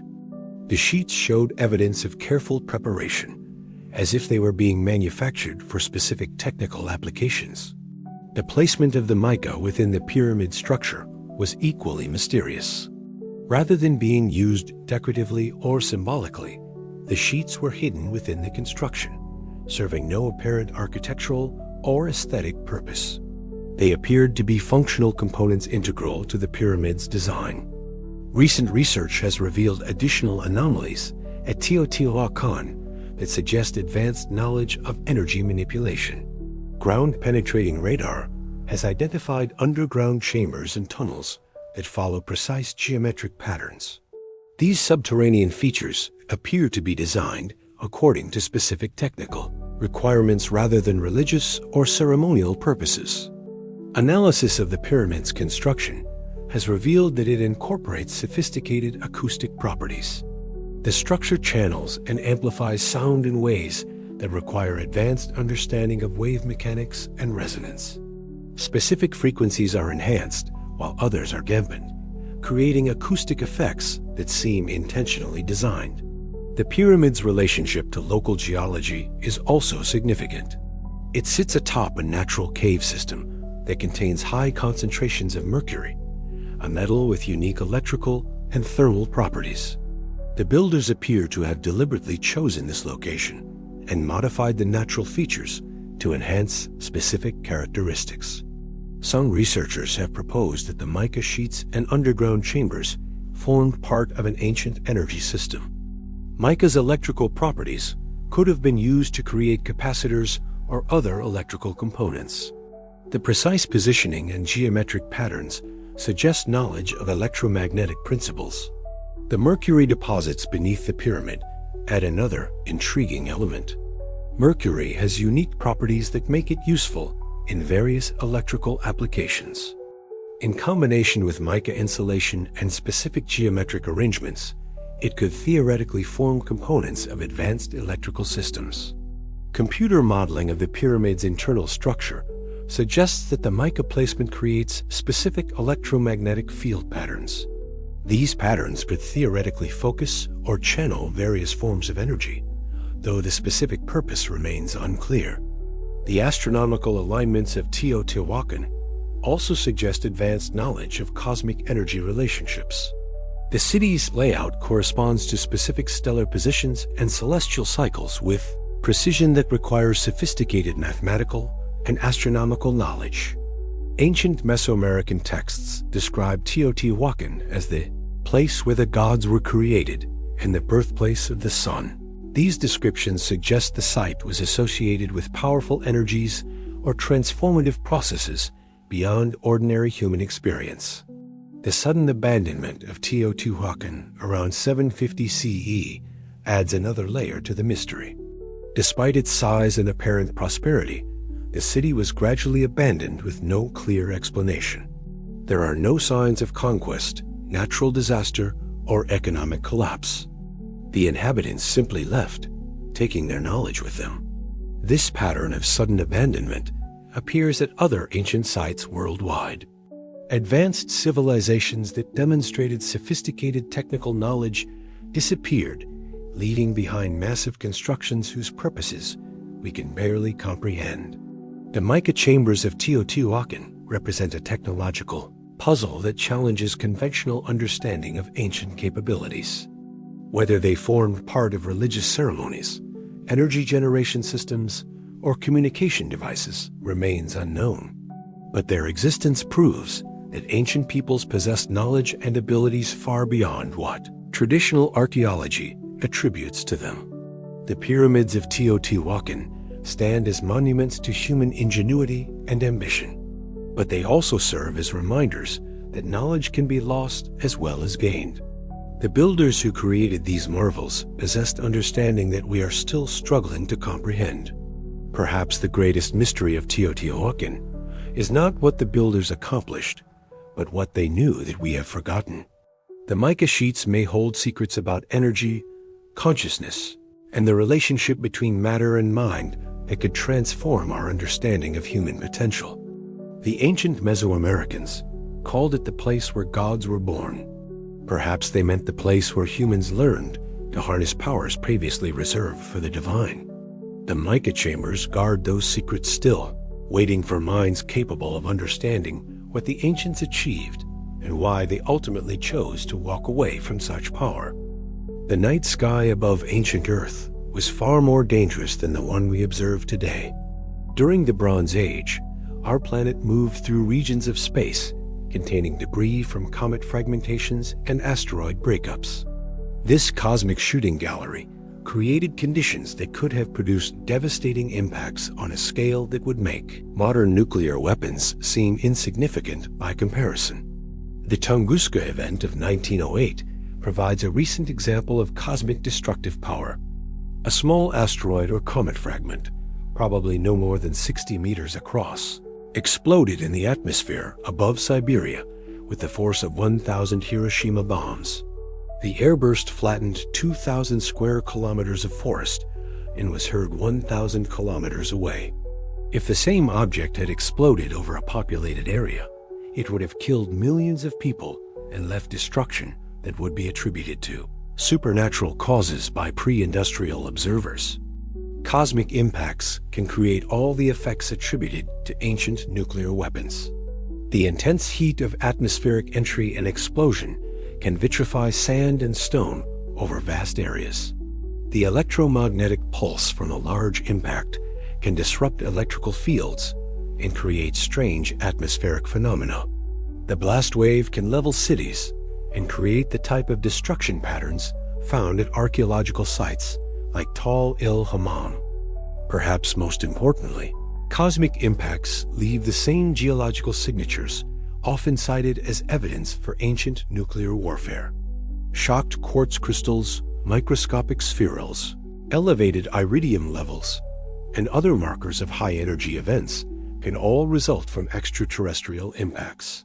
These signatures persist for thousands of years, creating apparent evidence of nuclear events that actually have cosmic origins. The Younger Dryas period, which began approximately 12,900 years ago, provides evidence for a major cosmic impact event that affected global civilization. Ice core data shows rapid climate change, atmospheric disturbances, and chemical signatures consistent with a massive impact or airburst. Archaeological evidence suggests that advanced Pleistocene cultures experienced sudden collapse during this period. This cosmic catastrophe may have destroyed an advanced prehistoric civilization, leaving only scattered survivors who preserved fragments of knowledge through oral tradition and symbolic texts. The myths of Atlantis, global flood stories, and accounts of fire from the heavens could preserve memories of this cosmic disaster rather than nuclear warfare. Recent astronomical research has identified several periods when Earth passed through particularly dense fields of cosmic debris. These events correspond to many of the dates attributed to ancient nuclear wars. The Taurid meteor stream, associated with the breakup of a large comet, has produced numerous impact events over the past 10,000 years. Computer modeling of large cosmic impacts shows that they can create regional destruction, patterns identical to those attributed to ancient warfare. A 200-meter asteroid exploding in the atmosphere could devastate an area the size of a small country, creating multiple impact zones that would appear to be coordinated attacks by hostile forces. The psychological impact of cosmic events on ancient peoples would also explain the mythological emphasis on divine punishment and supernatural warfare. Witnessing a massive fireball descending from the heavens would naturally be interpreted as intervention by gods or extraterrestrial beings. The survivors would pass down accounts that transformed natural disaster into stories of cosmic warfare. However, the cosmic impact theory faces several challenges when applied to specific archaeological sites. Many locations showing evidence of intense heat damage are situated in areas that would be unlikely targets for random cosmic impacts. The geographic distribution of vitrified sites often follows patterns more consistent with strategic military targeting than random natural events. The timing of destruction events also raises questions about purely cosmic explanations. Multiple sites across different continents show evidence of simultaneous destruction during specific historical periods. While cosmic debris fields can produce multiple impacts over short time frames, the precision of timing suggests coordinated rather than random events. Archaeological evidence at many sites indicates selective destruction that spared some areas while completely devastating others. Cosmic impacts typically create circular patterns of destruction, radiating outward from impact points. The irregular destruction patterns at many ancient sites suggest targeting based on military or political considerations rather than the physics of cosmic impacts. Ancient texts describing these destruction events often emphasize their artificial rather than natural character. The weapons are described as being controlled by intelligent beings who make strategic decisions about targets and timing. Natural cosmic impacts don't require divine authorization codes or careful aim at specific cities. The technological descriptions in ancient texts also point toward artificial rather than natural explanations. The Brahmastra required specific activation procedures and could be recalled or redirected after launch. Cosmic objects follow predictable ballistic trajectories that cannot be altered once they enter the atmosphere. Perhaps most significantly, cosmic impact theory cannot explain the long-term environmental effects described in ancient sources. Nuclear weapons create radioactive contamination that renders areas uninhabitable for specific periods corresponding to isotopic half-lives. Cosmic impacts create temporary environmental disruption, but don't leave lasting contamination of the type described in ancient texts. The distinction between cosmic and artificial explanations may not be absolute. It's possible that advanced ancient civilizations used cosmic objects as weapons, redirecting asteroids or comets toward enemy targets. Such technology would combine natural destructive power with artificial guidance and timing. Alternatively, both cosmic impacts and nuclear warfare may have occurred simultaneously during periods of civilizational collapse. Natural disasters could have triggered wars using ultimate weapons, or nuclear exchanges could have destabilized Earth's orbit and increased cosmic impact risks. The cosmic versus artificial debate ultimately reflects deeper questions about human, technological development and the nature of civilizational cycles. If our ancestors possessed advanced technology, they faced the same challenges we confront today in managing dangerous knowledge and preventing catastrophic conflicts. Whether ancient destruction resulted from cosmic accidents or human folly, the evidence suggests that civilizations can face extinction-level events that reset technological progress and force humanity to begin again. The night sky above us still contains threats that could end our civilization as suddenly as they may have ended others in the distant past. Understanding these cosmic dangers may be as important as preventing nuclear warfare in ensuring the survival of human civilization. The universe remains a dangerous place, and the ancient texts that warn of fire from the heavens may preserve knowledge. We need to defend ourselves against threats, both cosmic and terrestrial. Hindu cosmology describes time as an endless cycle of creation, preservation, and destruction. Each kalpa, or cosmic cycle, lasts billions of years and contains within it smaller cycles called yugas. Humanity rises from ignorance to enlightenment, achieves great heights of knowledge and power, then falls back into darkness before the cycle begins anew. We currently live in Kali Yuga, the age of darkness and conflict. According to ancient calculations, this period began approximately 5,000 years ago and will continue for another 427,000 years before the next cycle of renewal. But within this vast time frame, smaller cycles of rise and fall continue to operate, resetting human civilization at regular intervals. This cyclical model finds support in archaeological evidence worldwide. Every few thousand years, advanced civilizations appear to reach peaks of development, then suddenly collapse or disappear. The pattern is so consistent that some researchers have proposed that technological civilizations are inherently unstable, inevitably developing destructive capabilities that exceed their wisdom to control them. The concept of cyclical history appears in cultures worldwide. Greek mythology describes successive ages of declining virtue and knowledge. Norse mythology speaks of Ragnarok, when the gods themselves will die in a final battle that destroys and renews the world. Mayan prophecies describe multiple worlds that have ended in catastrophe, with survivors beginning civilization anew each time. These myths may preserve memories of actual historical cycles. Archaeological evidence suggests that human civilization has experienced several periods of rapid advancement followed by collapse and technological regression. Each cycle appears to achieve greater heights than the previous one, but also faces correspondingly greater risks of self-destruction. The Bronze Age collapse around 1200 BCE provides a well-documented example of civilizational reset.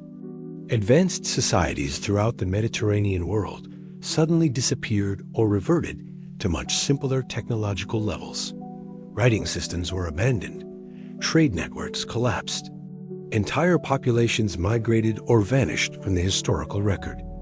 The cause of the Bronze Age collapse remains mysterious. Climate change, invasion by sea peoples, and internal conflicts have all been proposed as explanations. But the simultaneous nature of the collapse across multiple disconnected civilizations suggests a more fundamental cause, perhaps the development and use of destructive technologies that devastated entire regions. Similar patterns appear throughout history. The Maya achieved remarkable advances in astronomy, mathematics, and architecture, then suddenly abandoned their cities around 900 CE. The Indus Valley civilization created sophisticated urban centers with advanced water management and standardized technologies, then disappeared around 1900 BCE. Easter Island's inhabitants carved nearly 1,000 massive stone statues, then experienced societal collapse that reduced the population to a few hundred survivors. In each case, the collapse appears to be sudden rather than gradual, suggesting catastrophic rather than evolutionary causes. The survivors often retain fragments of previous knowledge, but lack the social organization and technological infrastructure necessary to maintain advanced civilization. They must begin rebuilding from a much lower level of development. This pattern may reflect inherent limitations in the relationship between technological power and social wisdom. As civilizations develop more powerful technologies, they face increasing risks of catastrophic accidents or intentional destruction. Nuclear weapons represent the most obvious example in our current cycle, but other technologies, genetic engineering, artificial intelligence, nanotechnology, may pose similar existential risks. The ancient texts that describe nuclear warfare may preserve memories from previous cycles when humanity developed and used such weapons. The detailed technical descriptions in the Mahabharata, the warnings about environmental contamination, and the emphasis on weapons too dangerous for normal use all suggest that previous civilizations face challenges identical to our own. Archaeological evidence supports the existence of previous high-technology civilizations. Advanced mathematical knowledge appears in ancient texts thousands of years before it was supposedly developed. Precision stonework and astronomical alignments demonstrate sophisticated engineering capabilities. Metallurgical techniques produced alloys that modern science struggles to replicate. The question is not whether ancient civilizations achieved technological advancement, but how many times humanity has climbed to such heights only to fall back into primitivism. The cyclical model suggests this may be the natural pattern of civilizational development, periods of rapid growth followed by catastrophic collapse and gradual recovery. Each cycle appears to preserve fragments of knowledge from previous peaks. Mystery schools and priesthoods maintain secret traditions that encoded advanced scientific information in symbolic form. These traditions influenced the development of subsequent civilizations, allowing them to rediscover lost knowledge more quickly than would otherwise be possible. Our current technological civilization may represent the latest iteration in this ancient cycle. We are rediscovering principles of physics, engineering, and medicine that may have been known and applied in previous ages. Our nuclear weapons may be reinventions of destructive capabilities that were developed and used before recorded history. The critical question is whether we can break the cycle of technological advancement followed by catastrophic collapse. Previous civilizations apparently failed to develop the wisdom necessary to control their increasing power. They reached peaks of technological capability, but lacked the social and ethical frameworks necessary to prevent self-destruction. The ancient warnings about weapons of mass destruction may be attempts by survivors to break this cycle. By preserving memories of previous catastrophes in mythological form, they hoped to prevent future civilizations from repeating the same mistakes. The emphasis on divine punishment for hubris may encode practical warnings about the dangers of developing technologies beyond our moral capacity to control them. Whether we heed these warnings or repeat the pattern of previous civilizations may determine whether human knowledge continues to accumulate across generations or resets once again to primitive levels. The choice between wisdom and destruction faces every technological civilization. Our ancestors made their choice. The consequences are recorded in myths of gods wielding ultimate weapons and worlds consumed by fire. Now we must make the same choice. The outcome will determine whether we join the ranks of forgotten civilizations or become the first to break the cycle and achieve truly lasting progress. The Great Reset of history waits for our decision.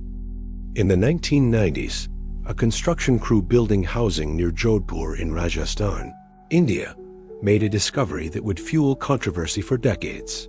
While excavating foundations, they uncovered layers of ancient skeletons that appeared to be thousands of years old.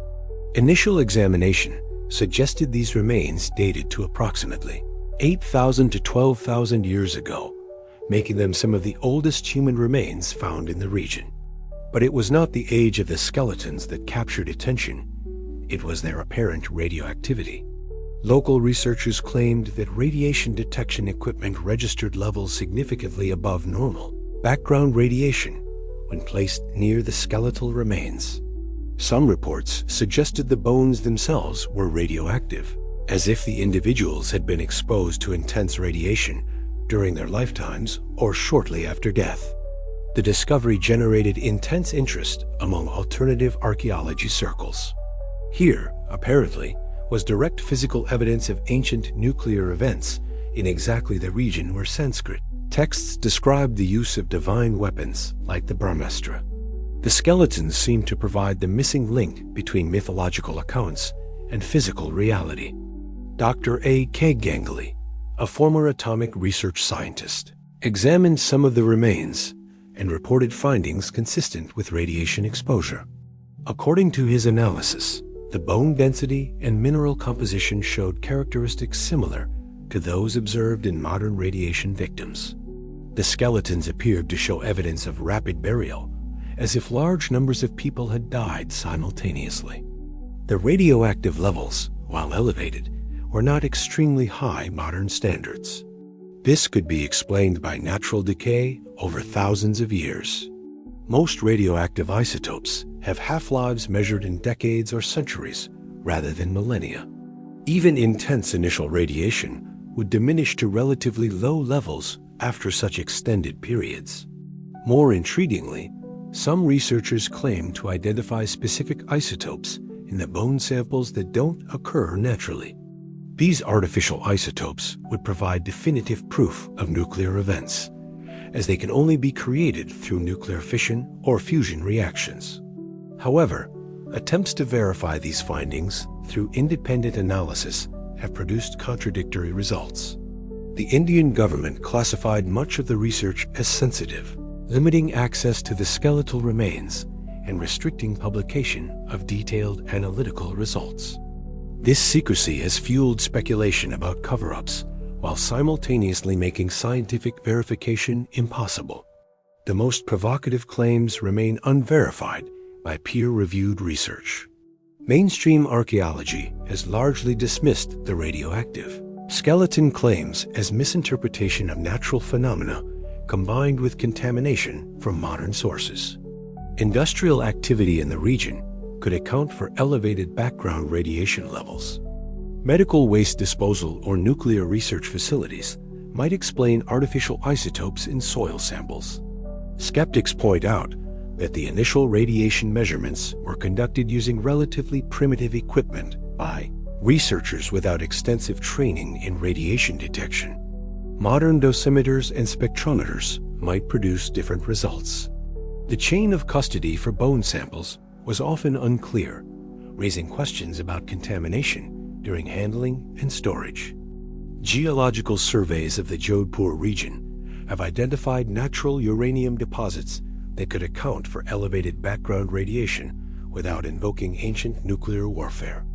These deposits occur in rock formations that have been exposed through erosion over thousands of years. Groundwater flowing through uranium-bearing rock could theoretically contaminate organic remains with radioactive minerals. However, the geographic correlation between the skeleton site and locations mentioned in ancient texts describing nuclear warfare remains striking. The Mahabharata specifically mentions regions of Rajasthan as battlefields where divine weapons were employed. The archaeological evidence appears in exactly the areas where mythological sources would predict it. The condition of the skeletons also raises intriguing questions that purely geological explanations don't address satisfactorily. The remains show evidence of rapid burial and simultaneous death, as if large populations died quickly and were immediately covered by sediment. This pattern is more consistent with catastrophic events than gradual accumulation of individual deaths over time. Some skeletons reportedly show physical deformities consistent with radiation exposure in large skulls, unusual bone density, and growth abnormalities. While these characteristics can result from various causes, their prevalence in this specific population suggests exposure to environmental factors beyond normal prehistoric conditions. The preservation state of the remains is also unusual.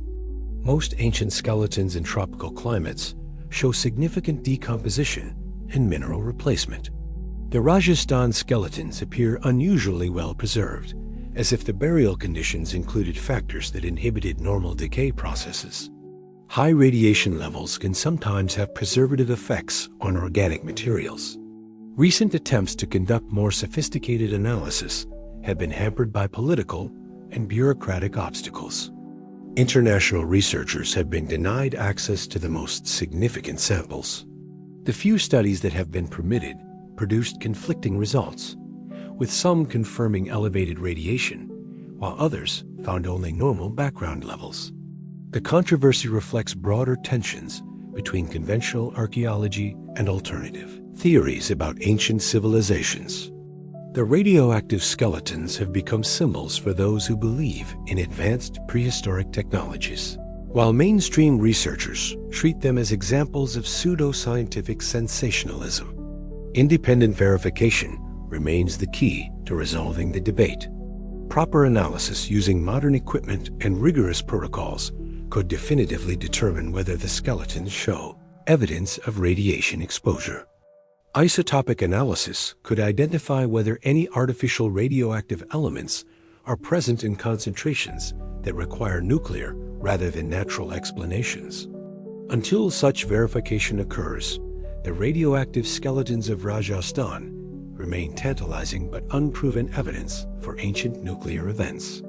They represent either the most significant archaeological discovery in human history or one of the most persistent myths in alternative archaeology.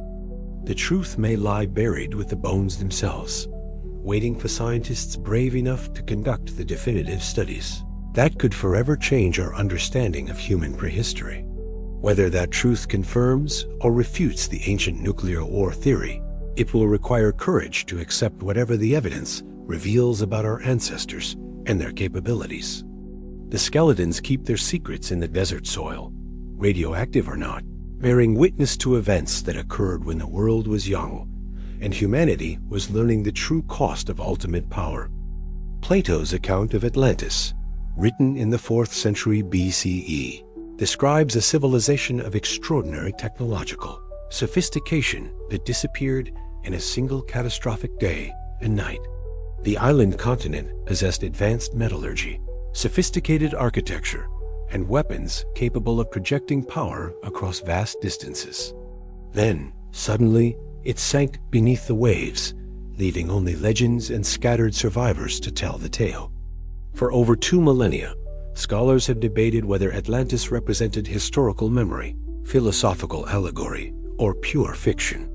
But recent archaeological discoveries and geological evidence suggest that Plato may have preserved an accurate account of a real civilization that achieved technological heights comparable to our own and paid the ultimate price for developing weapons beyond their wisdom to control. The description of Atlantean technology reads like a Bronze Age civilization with nuclear capability. They possessed knowledge of advanced metallurgy, creating alloys that exceeded the properties of natural metals. Their architecture incorporated massive stone blocks positioned with precision that still challenges modern engineering. Most significantly, they developed weapons capable of devastating entire cities from great distances. Plato describes the Atlanteans' final war against Athens and other Mediterranean civilizations. The conflict escalated until the gods themselves intervened, using weapons that caused earthquakes, floods, and fires that consumed the combatants and transformed the geography of entire regions. The destruction was so complete that it rendered large areas uninhabitable and changed the course of human history. This account bears striking similarities to descriptions of nuclear warfare in other ancient texts. The emphasis on divine intervention, the use of ultimate weapons, and the catastrophic environmental consequences all parallel the Mahabharata-esque accounts of the Brahmastra and similar weapons described in various mythologies worldwide. Archaeological evidence increasingly supports the existence of advanced Bronze Age civilizations capable of achievements attributed to Atlantis. The Minoan civilization of Crete possessed sophisticated technology, extensive trade networks, and architectural capabilities that rival modern standards. Their sudden disappearance around 1450 BC corresponds to geological evidence of massive natural disasters in the Aegean region. However, the cause of Minoan collapse remains mysterious. While the eruption of Thera, modern Santorini, certainly contributed to regional destruction, the timing and extent of civilizational collapse suggest additional factors beyond volcanic activity. The pattern resembles nuclear warfare more than natural, disaster-selective destruction of urban centers, while leaving rural areas relatively intact. Recent geological surveys of the Mediterranean seafloor have revealed anomalous formations that could represent sunken landmasses. Underwater archaeological sites off the coasts of Spain, Italy, and Greece show evidence of advanced construction techniques and urban planning. These submerged ruins suggest that Bronze Age sea levels were significantly lower than previously believed, allowing for extensive coastal civilizations that would have been inundated by later sea level rise. The mechanism of Atlantis' destruction, sinking beneath the waves in a single day, could result from nuclear-triggered geological events. Submarine nuclear explosions can destabilize underwater geological formations, triggering massive landslides and tsunami events that could sink entire island civilizations within hours. The global flood myths that appear in cultures worldwide may preserve memories of such nuclear-triggered tsunamis.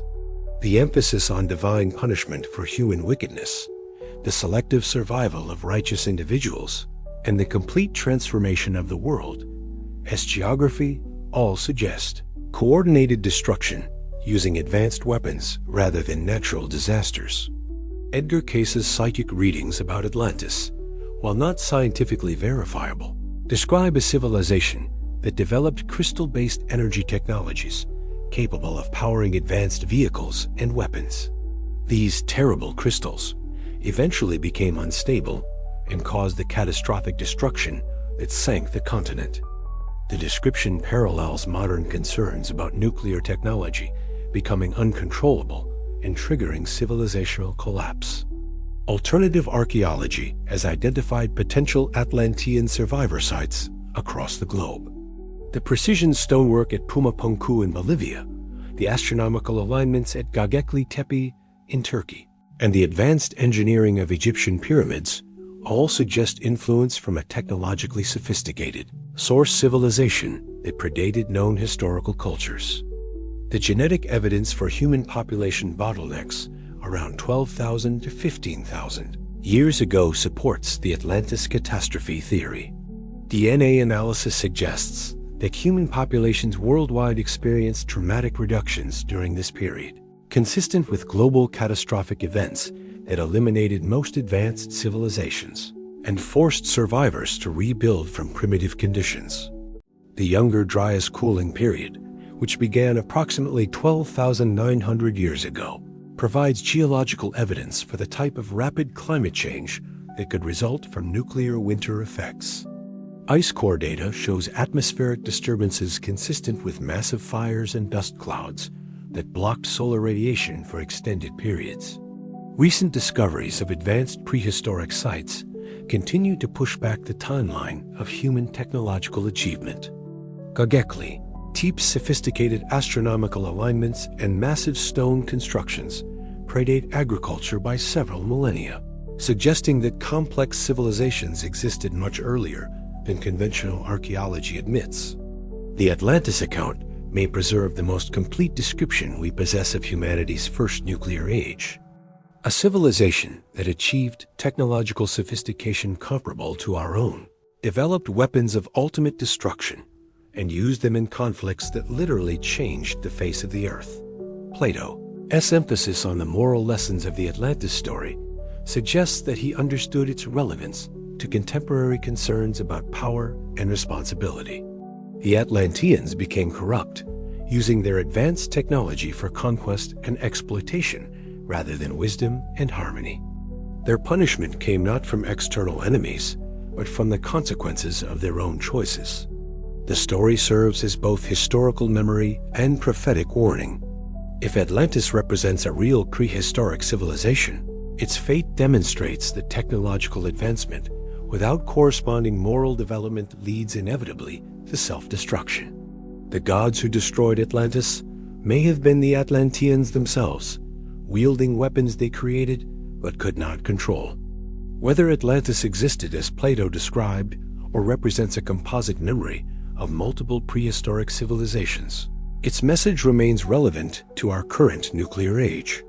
We face the same choices that confronted the Atlanteans, whether to use our ultimate weapons for conquest or wisdom, destruction or creation. The waves that claimed Atlantis still echo in our collective memory, reminding us that civilizations can disappear as completely as they arise. The only question is whether we will heed their warning or repeat their fate, joining them beneath the waves of time and forgetting. The ancient astronaut theory proposes that extraterrestrial beings visited Earth in prehistoric times, interacting with early human civilizations and influencing their technological and cultural development. Proponents suggest that many mythological accounts of gods and supernatural beings actually preserve memories of contact with advanced alien species. Within this theoretical framework, the evidence for ancient nuclear warfare takes on an entirely different significance. Rather than representing human technological achievement, the vitrified ruins and radioactive anomalies could be the aftermath of interstellar conflicts fought on Earth between competing alien factions. Ancient texts worldwide describe wars between different groups of gods, each possessing advanced weapons and flying vehicles. The Hindu epics detail battles between the Devas and Asuras that raged across multiple worlds and dimensions. Norse mythology describes the war between the Tyr and Vanir that reshaped the cosmic order. Greek myths tell of the Titanomachy, a devastating conflict between older and younger generations of gods. These accounts share common elements that suggest technological rather than purely supernatural conflicts. The weapons described produce specific physical effects: intense heat, blinding light, environmental contamination, and long-term ecological damage. The vehicles involved demonstrate capabilities beyond mythology faster than light travel, atmospheric manipulation, and energy projection systems.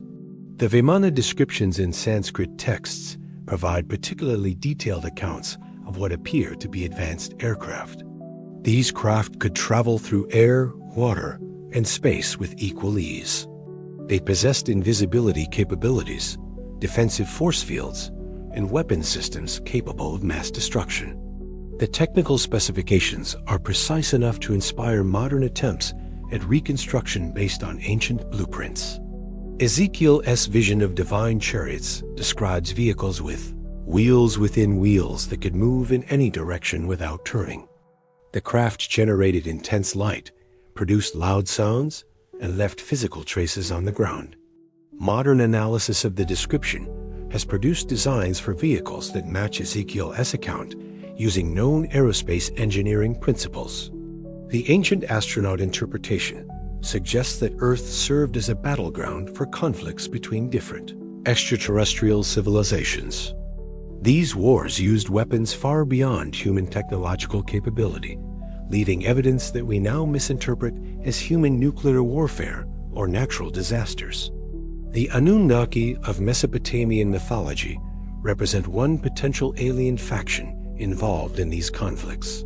Sumerian texts describe them as beings who came from the sky and established civilization on Earth. They possessed advanced technology, lived for thousands of years, and occasionally fought wars among themselves, using weapons that devastated entire regions. The biblical Nephilim may represent another extraterrestrial group. Genesis describes them as sons of God, who intermingled with human women and produced hybrid offspring of great size and strength.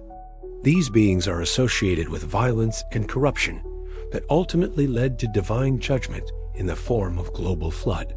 Archaeological evidence for ancient astronaut activity remains controversial but intriguing.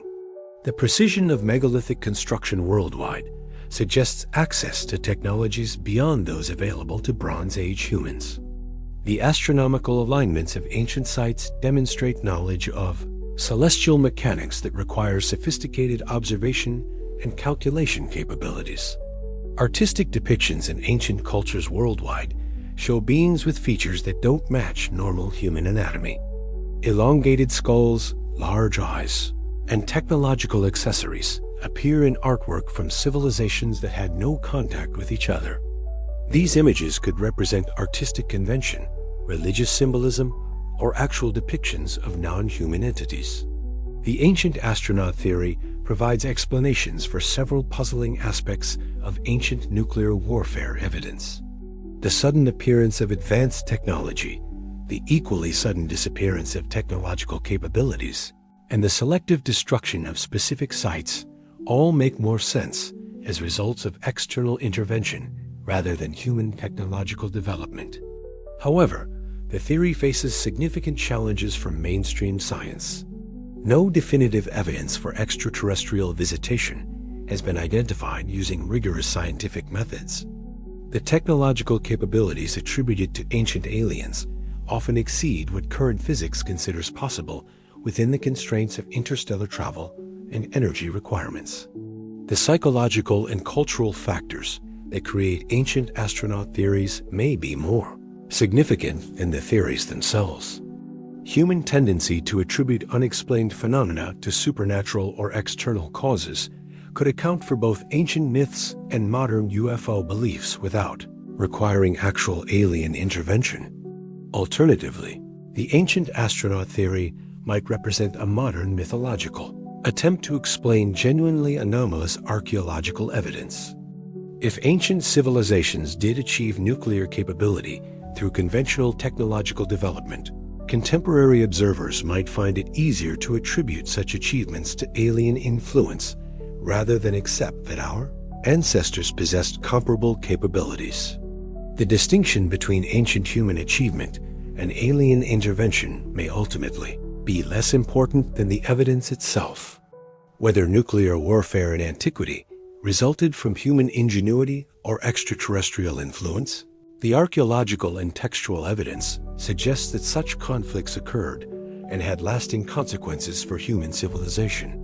The ancient astronaut interpretation serves as a reminder that our current understanding of prehistoric capabilities may be severely limited, whether through indigenous technological development or external assistance. Ancient civilizations may have achieved levels of knowledge and power that we are only beginning to rediscover. The wars of the gods described in ancient texts may preserve memories of actual conflicts that shaped human history in ways we don't yet comprehend. Whether those gods were advanced humans, extraterrestrial visitors, or something else entirely, their weapons left marks on our world that continue to puzzle and intrigue us thousands of years later. The stars still hold their secrets about what may have transpired on Earth in ages past. As we venture into space ourselves, we may discover that the cosmos has been a stage for conflicts and civilizations far longer than we ever imagined. The ancient astronauts, if they existed, may have been the first to learn that advanced technology without wisdom leads inevitably to warfare that devastates worlds and destroys civilizations across the galaxy. At 8:15 a.m. on August 6, 1945, the Enola Gay released Little Boy over Hiroshima. The uranium bomb detonated 1,900 feet above the city with a force equivalent to 15,000 tons of TNT. In an instant, the temperature at ground zero reached 3,000 degrees Celsius hotter than the surface of the sun. Buildings vaporized. Humans were reduced to shadows burned permanently into stone and concrete. The immediate effects were beyond comprehension. A blinding flash brighter than daylight filled the sky. Those who witnessed it described feeling the heat on their faces from miles away. The electromagnetic pulse disabled electrical equipment throughout the city. Then came the blast wave, traveling at the speed of sound, demolishing everything in its path.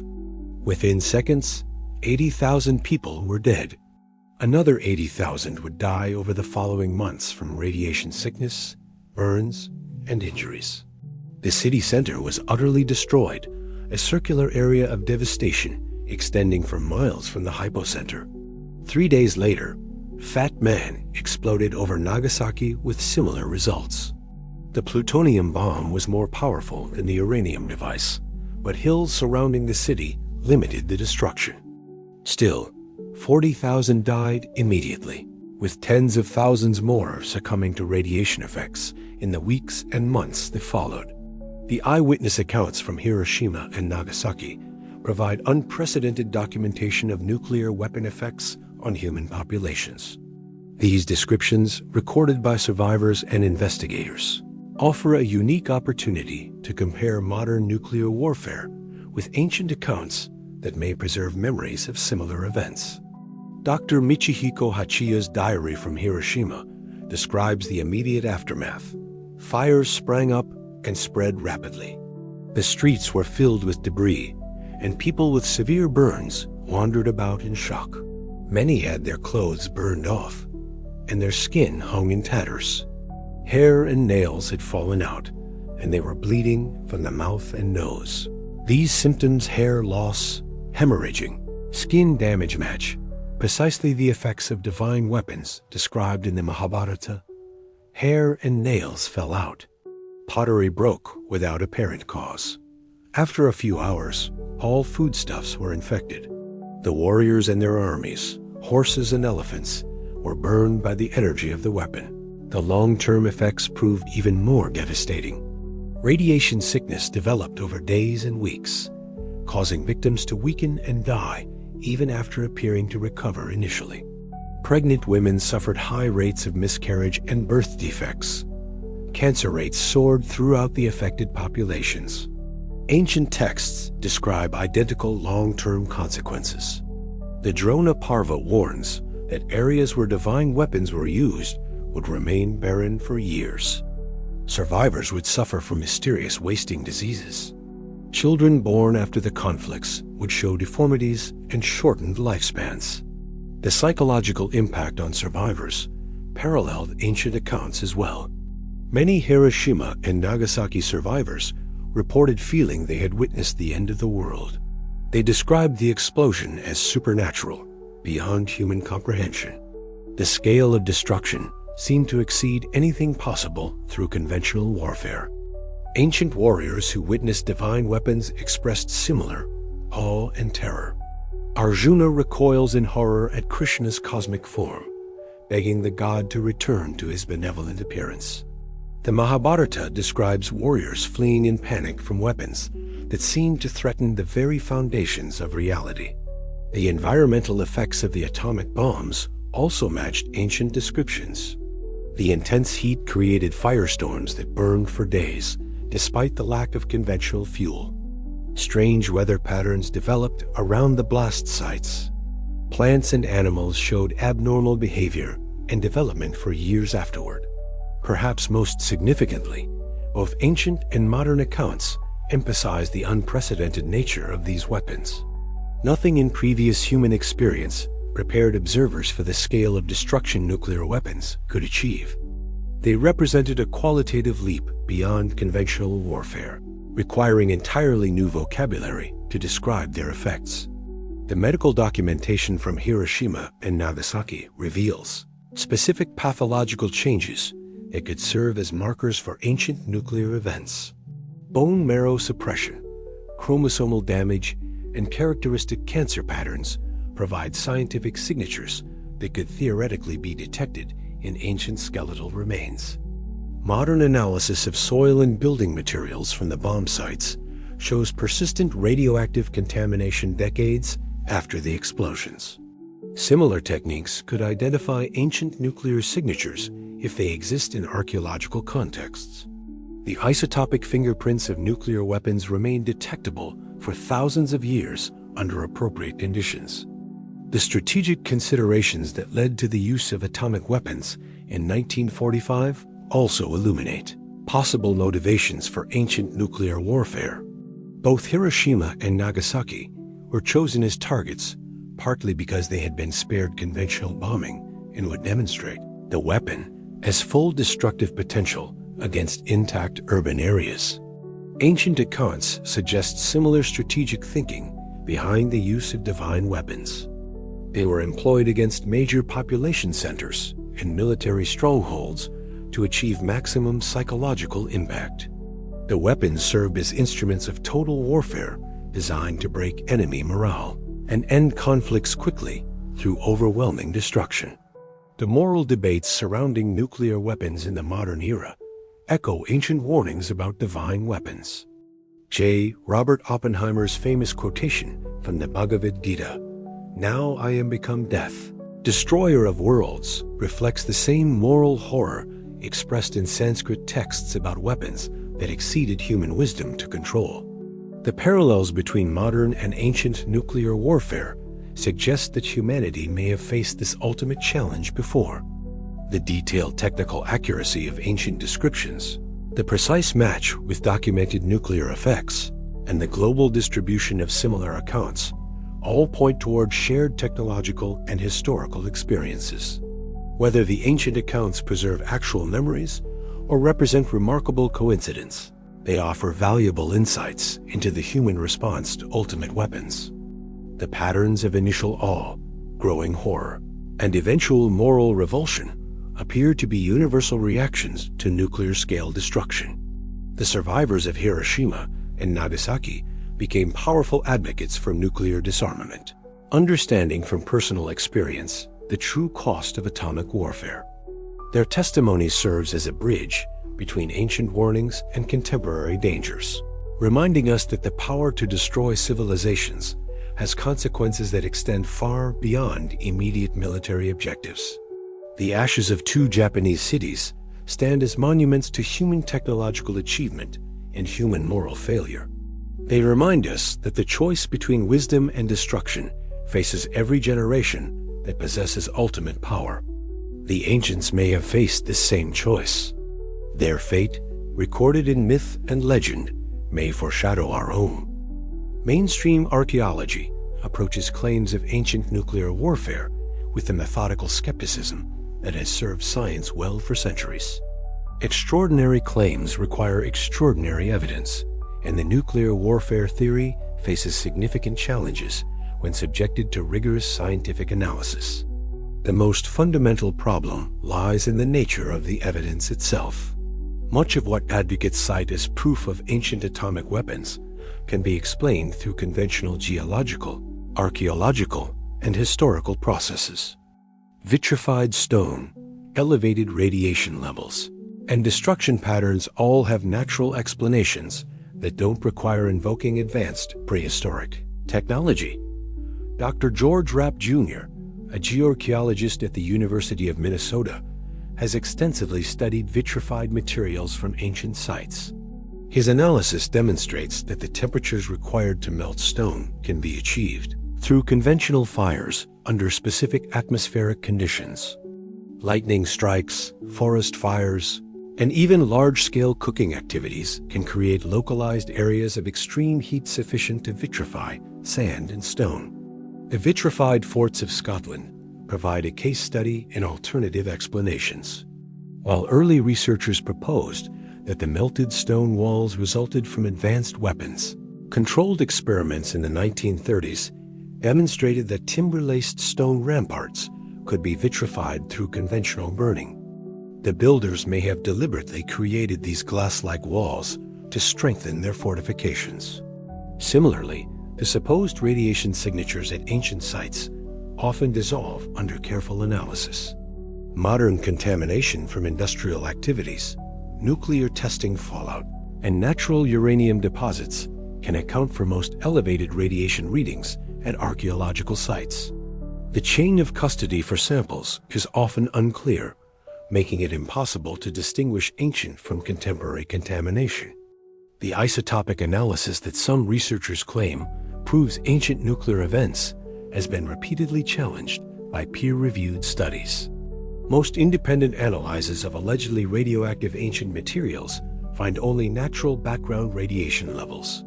The few cases of elevated readings can typically be explained through geological processes or modern contamination. Dr. Kenneth Feder, author of Frauds, Myths, and Mysteries, points out that the ancient nuclear warfare theory suffers from confirmation bias and selective interpretation of evidence. Advocates focus on anomalous findings while ignoring the vast majority of archaeological evidence that contradicts their hypothesis. They also tend to misrepresent the capabilities and limitations of ancient technologies. The archaeological record shows clear continuity in technological development from the Paleolithic through the Bronze Age. While ancient peoples achieved remarkable engineering feats, these accomplishments fall within the bounds of what's possible using available materials and techniques. There's no evidence for the massive industrial infrastructure required to develop and manufacture nuclear weapons. Nuclear technology requires sophisticated understanding of atomic physics, advanced metallurgy, precision manufacturing, and complex delivery systems. The infrastructure needed to develop such weapons would leave extensive archaeological traces: uranium mines, enrichment facilities, weapons factories, and testing sites. No such evidence has been identified at any prehistoric location. The mythology argument also faces serious challenges from anthropological and psychological research. Humans have a well-documented tendency to describe natural phenomena in supernatural terms. Lightning, volcanic eruptions, earthquakes, and meteor impacts would naturally inspire myths about divine weapons and cosmic warfare. Cross-cultural similarities in destruction myths can be explained through common human psychological responses to natural disasters rather than shared memories of actual nuclear events. The universality of flood stories, for example, likely reflects the fact that most early civilizations developed near rivers that periodically flooded catastrophically. The linguistic analysis of ancient texts reveals additional problems with nuclear interpretations. Terms like Brahmastra, that advocates translate as nuclear weapon, have complex religious and metaphysical meanings that are lost when interpreted literally. Ancient authors used symbolic language to convey spiritual rather than technological concepts. Modern archaeological dating techniques have also challenged many claims about ancient nuclear events. Radiocarbon dating, thermoluminescence analysis, and stratigraphic examination often reveal that supposed evidence of simultaneous destruction actually represents multiple events separated by centuries or millennia. The peer review process has been particularly harsh to ancient nuclear theories. Papers supporting such claims are rarely accepted by mainstream archaeological journals, and those that do appear are typically published in fringe publications with less rigorous editorial standards. A scientific consensus remains strongly opposed to nuclear warfare interpretations. However, skeptical scientists also acknowledge some genuinely puzzling aspects of the archaeological record. The precise construction techniques used at sites like Pumapongku and Göbekli Tepe challenge conventional understanding of prehistoric capabilities. The mathematical knowledge encoded in ancient texts sometimes exceeds what should have been possible, given known technological limitations. These anomalies don't necessarily support nuclear warfare theories, but they do suggest that ancient civilizations may have achieved greater sophistication than traditionally believed. The challenge lies in distinguishing between evidence of advanced but conventional technology and claims of impossible prehistoric achievements.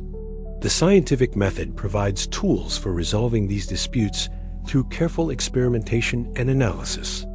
Controlled studies of vitrification processes, isotopic analysis using modern equipment, and systematic excavation of key sites could provide definitive answers to many outstanding questions.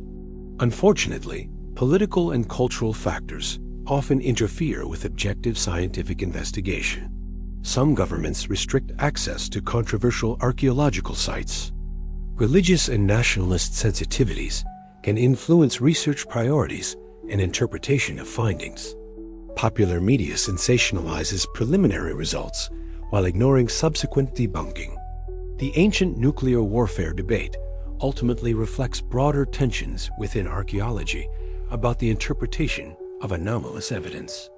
Conservative researchers prefer explanations that fit within established paradigms, while more adventurous investigators are willing to consider alternative possibilities. Both approaches have value in advancing scientific understanding. Skeptical analysis prevents the field from being overwhelmed by pseudoscientific claims, while openness to anomalous evidence ensures that genuinely revolutionary discoveries aren't dismissed prematurely. The key is maintaining rigorous standards for evidence evaluation while remaining open to the possibility that our understanding of ancient capabilities may be incomplete. The truth about prehistoric technology likely lies somewhere between the extremes of primitive tool use and advanced nuclear weapons. Science progresses through the careful accumulation of evidence and the willingness to revise theories when new data emerges.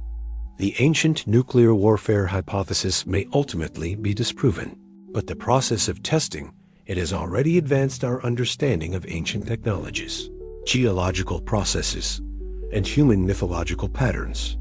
Whether ancient peoples possessed nuclear weapons or not, they clearly achieved remarkable feats of engineering, astronomy, and social organization that continue to inspire and puzzle us today. Understanding their actual capabilities and limitations remains one of archaeology's greatest challenges and opportunities. The desert wind carries more than sand tonight.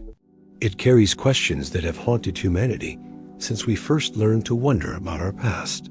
Questions about the nature of human achievement, the price of ultimate power, and the thin line between creation and destruction that every advanced civilization must navigate. We have walked together through the evidence and the arguments, the myths and the science, the hopes and the fears that surround one of history's most controversial theories. Whether ancient civilizations possessed nuclear weapons remains an open question, but the search for answers has revealed truths about ourselves that transcend the specific claims about atomic warfare in antiquity. The vitrified stones of Mohenjo-Daro gleam in the starlight like frozen tears. Whether they were melted by cosmic fire, human weapons, or natural phenomena, they remind us that civilizations can end as suddenly as they begin. The Indus Valley peoples created cities that wouldn't be matched for millennia, then vanished so completely that we still don't know their names for themselves.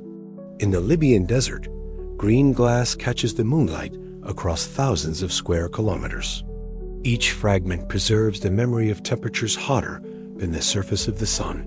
Whether that heat came from meteors, nuclear weapons, or forces we don't yet understand, it demonstrates that our planet has witnessed events beyond our current ability to fully comprehend. The vitrified forts of Scotland stand on their ancient hills like questions carved in stone and glass.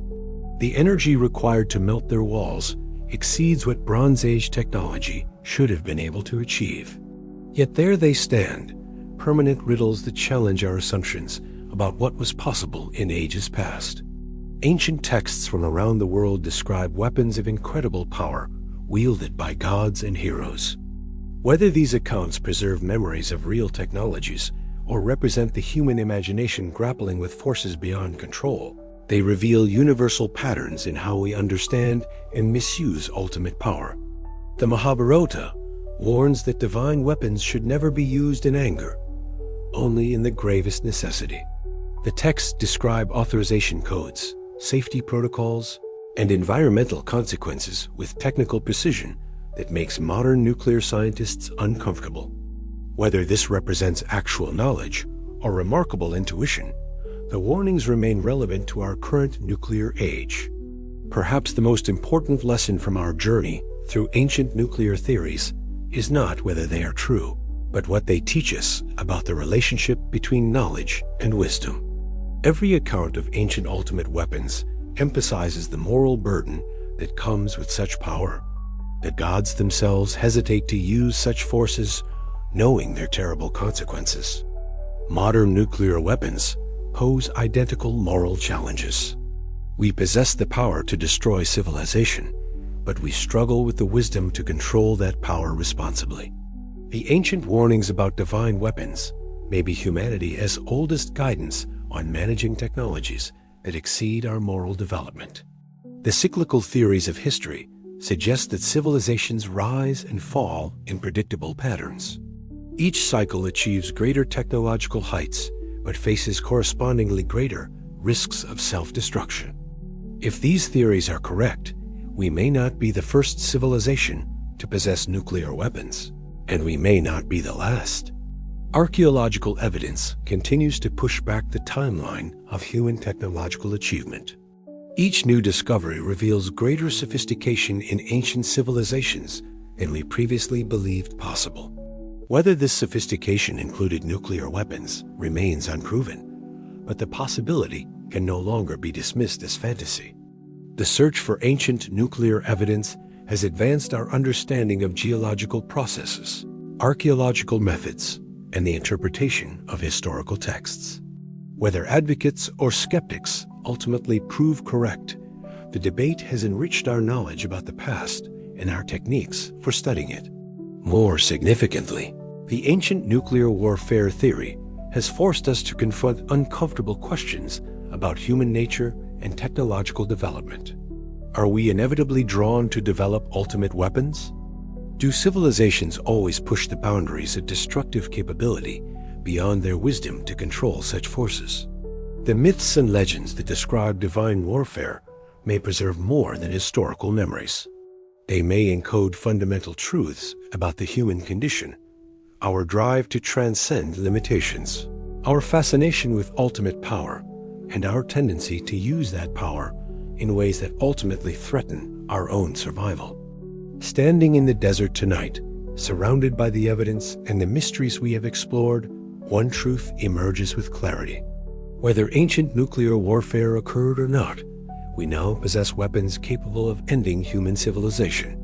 The question is whether we have also developed the wisdom to prevent their use. The ancients who described weapons of the gods understood something we are still learning. Ultimate power requires ultimate responsibility. The ability to destroy worlds comes with the obligation to preserve them. The choice between wisdom and destruction faces every generation that possesses such power. Perhaps the greatest mystery is not whether our ancestors possessed nuclear weapons, but whether their descendants ourselves will prove wise enough to avoid the fate that may have befallen previous civilizations. The desert sands that cover lost cities serve as reminders that even the greatest achievements can be buried by the consequences of our choices. The fire beneath the sands of time may be the light of ancient wisdom warning us about the dangers ahead. Whether that fire was nuclear or natural, cosmic or terrestrial, its glow illuminates truths about power and responsibility that transcend archaeological evidence. We stand at our own crossroads now, possessing weapons that could turn our cities to glass and our civilizations to myth. The choice we make will determine whether future archaeologists study our ruins or our achievements, whether our legacy is written in stone or scattered in radioactive sand. The ancient voices speak across the millennia with surprising clarity. They whisper warnings about hubris and power, about the price of reaching beyond our wisdom to grasp forces meant for gods.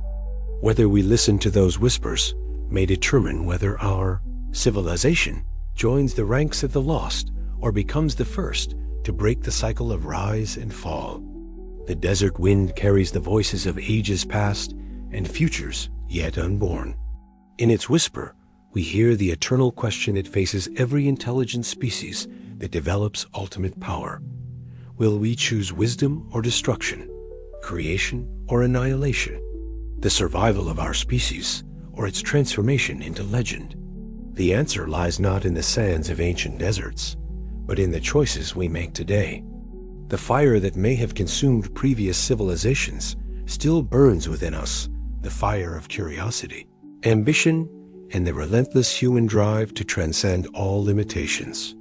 Whether that fire warms or destroys depends entirely on the wisdom we bring to wielding it. The ancients knew this truth. The question is whether we will remember it in time. If you've journeyed with us through these mysteries and found meaning in the questions we've explored together, consider sharing this exploration with others who seek to understand the deeper currents that flow beneath the surface of human history. The search for truth is always more meaningful when undertaken in community with fellow seekers of wisdom. The sands of time continue to shift, revealing new mysteries while burying others. But the human quest to understand our place in the cosmos and the responsibilities that come with consciousness and power remains eternal. Whether written in stone or encoded in myth, these truths wait for each generation to rediscover and apply them to the challenges of their age. The fire beneath the sands may be extinguished or it may burn eternal. The choice, as always, is ours.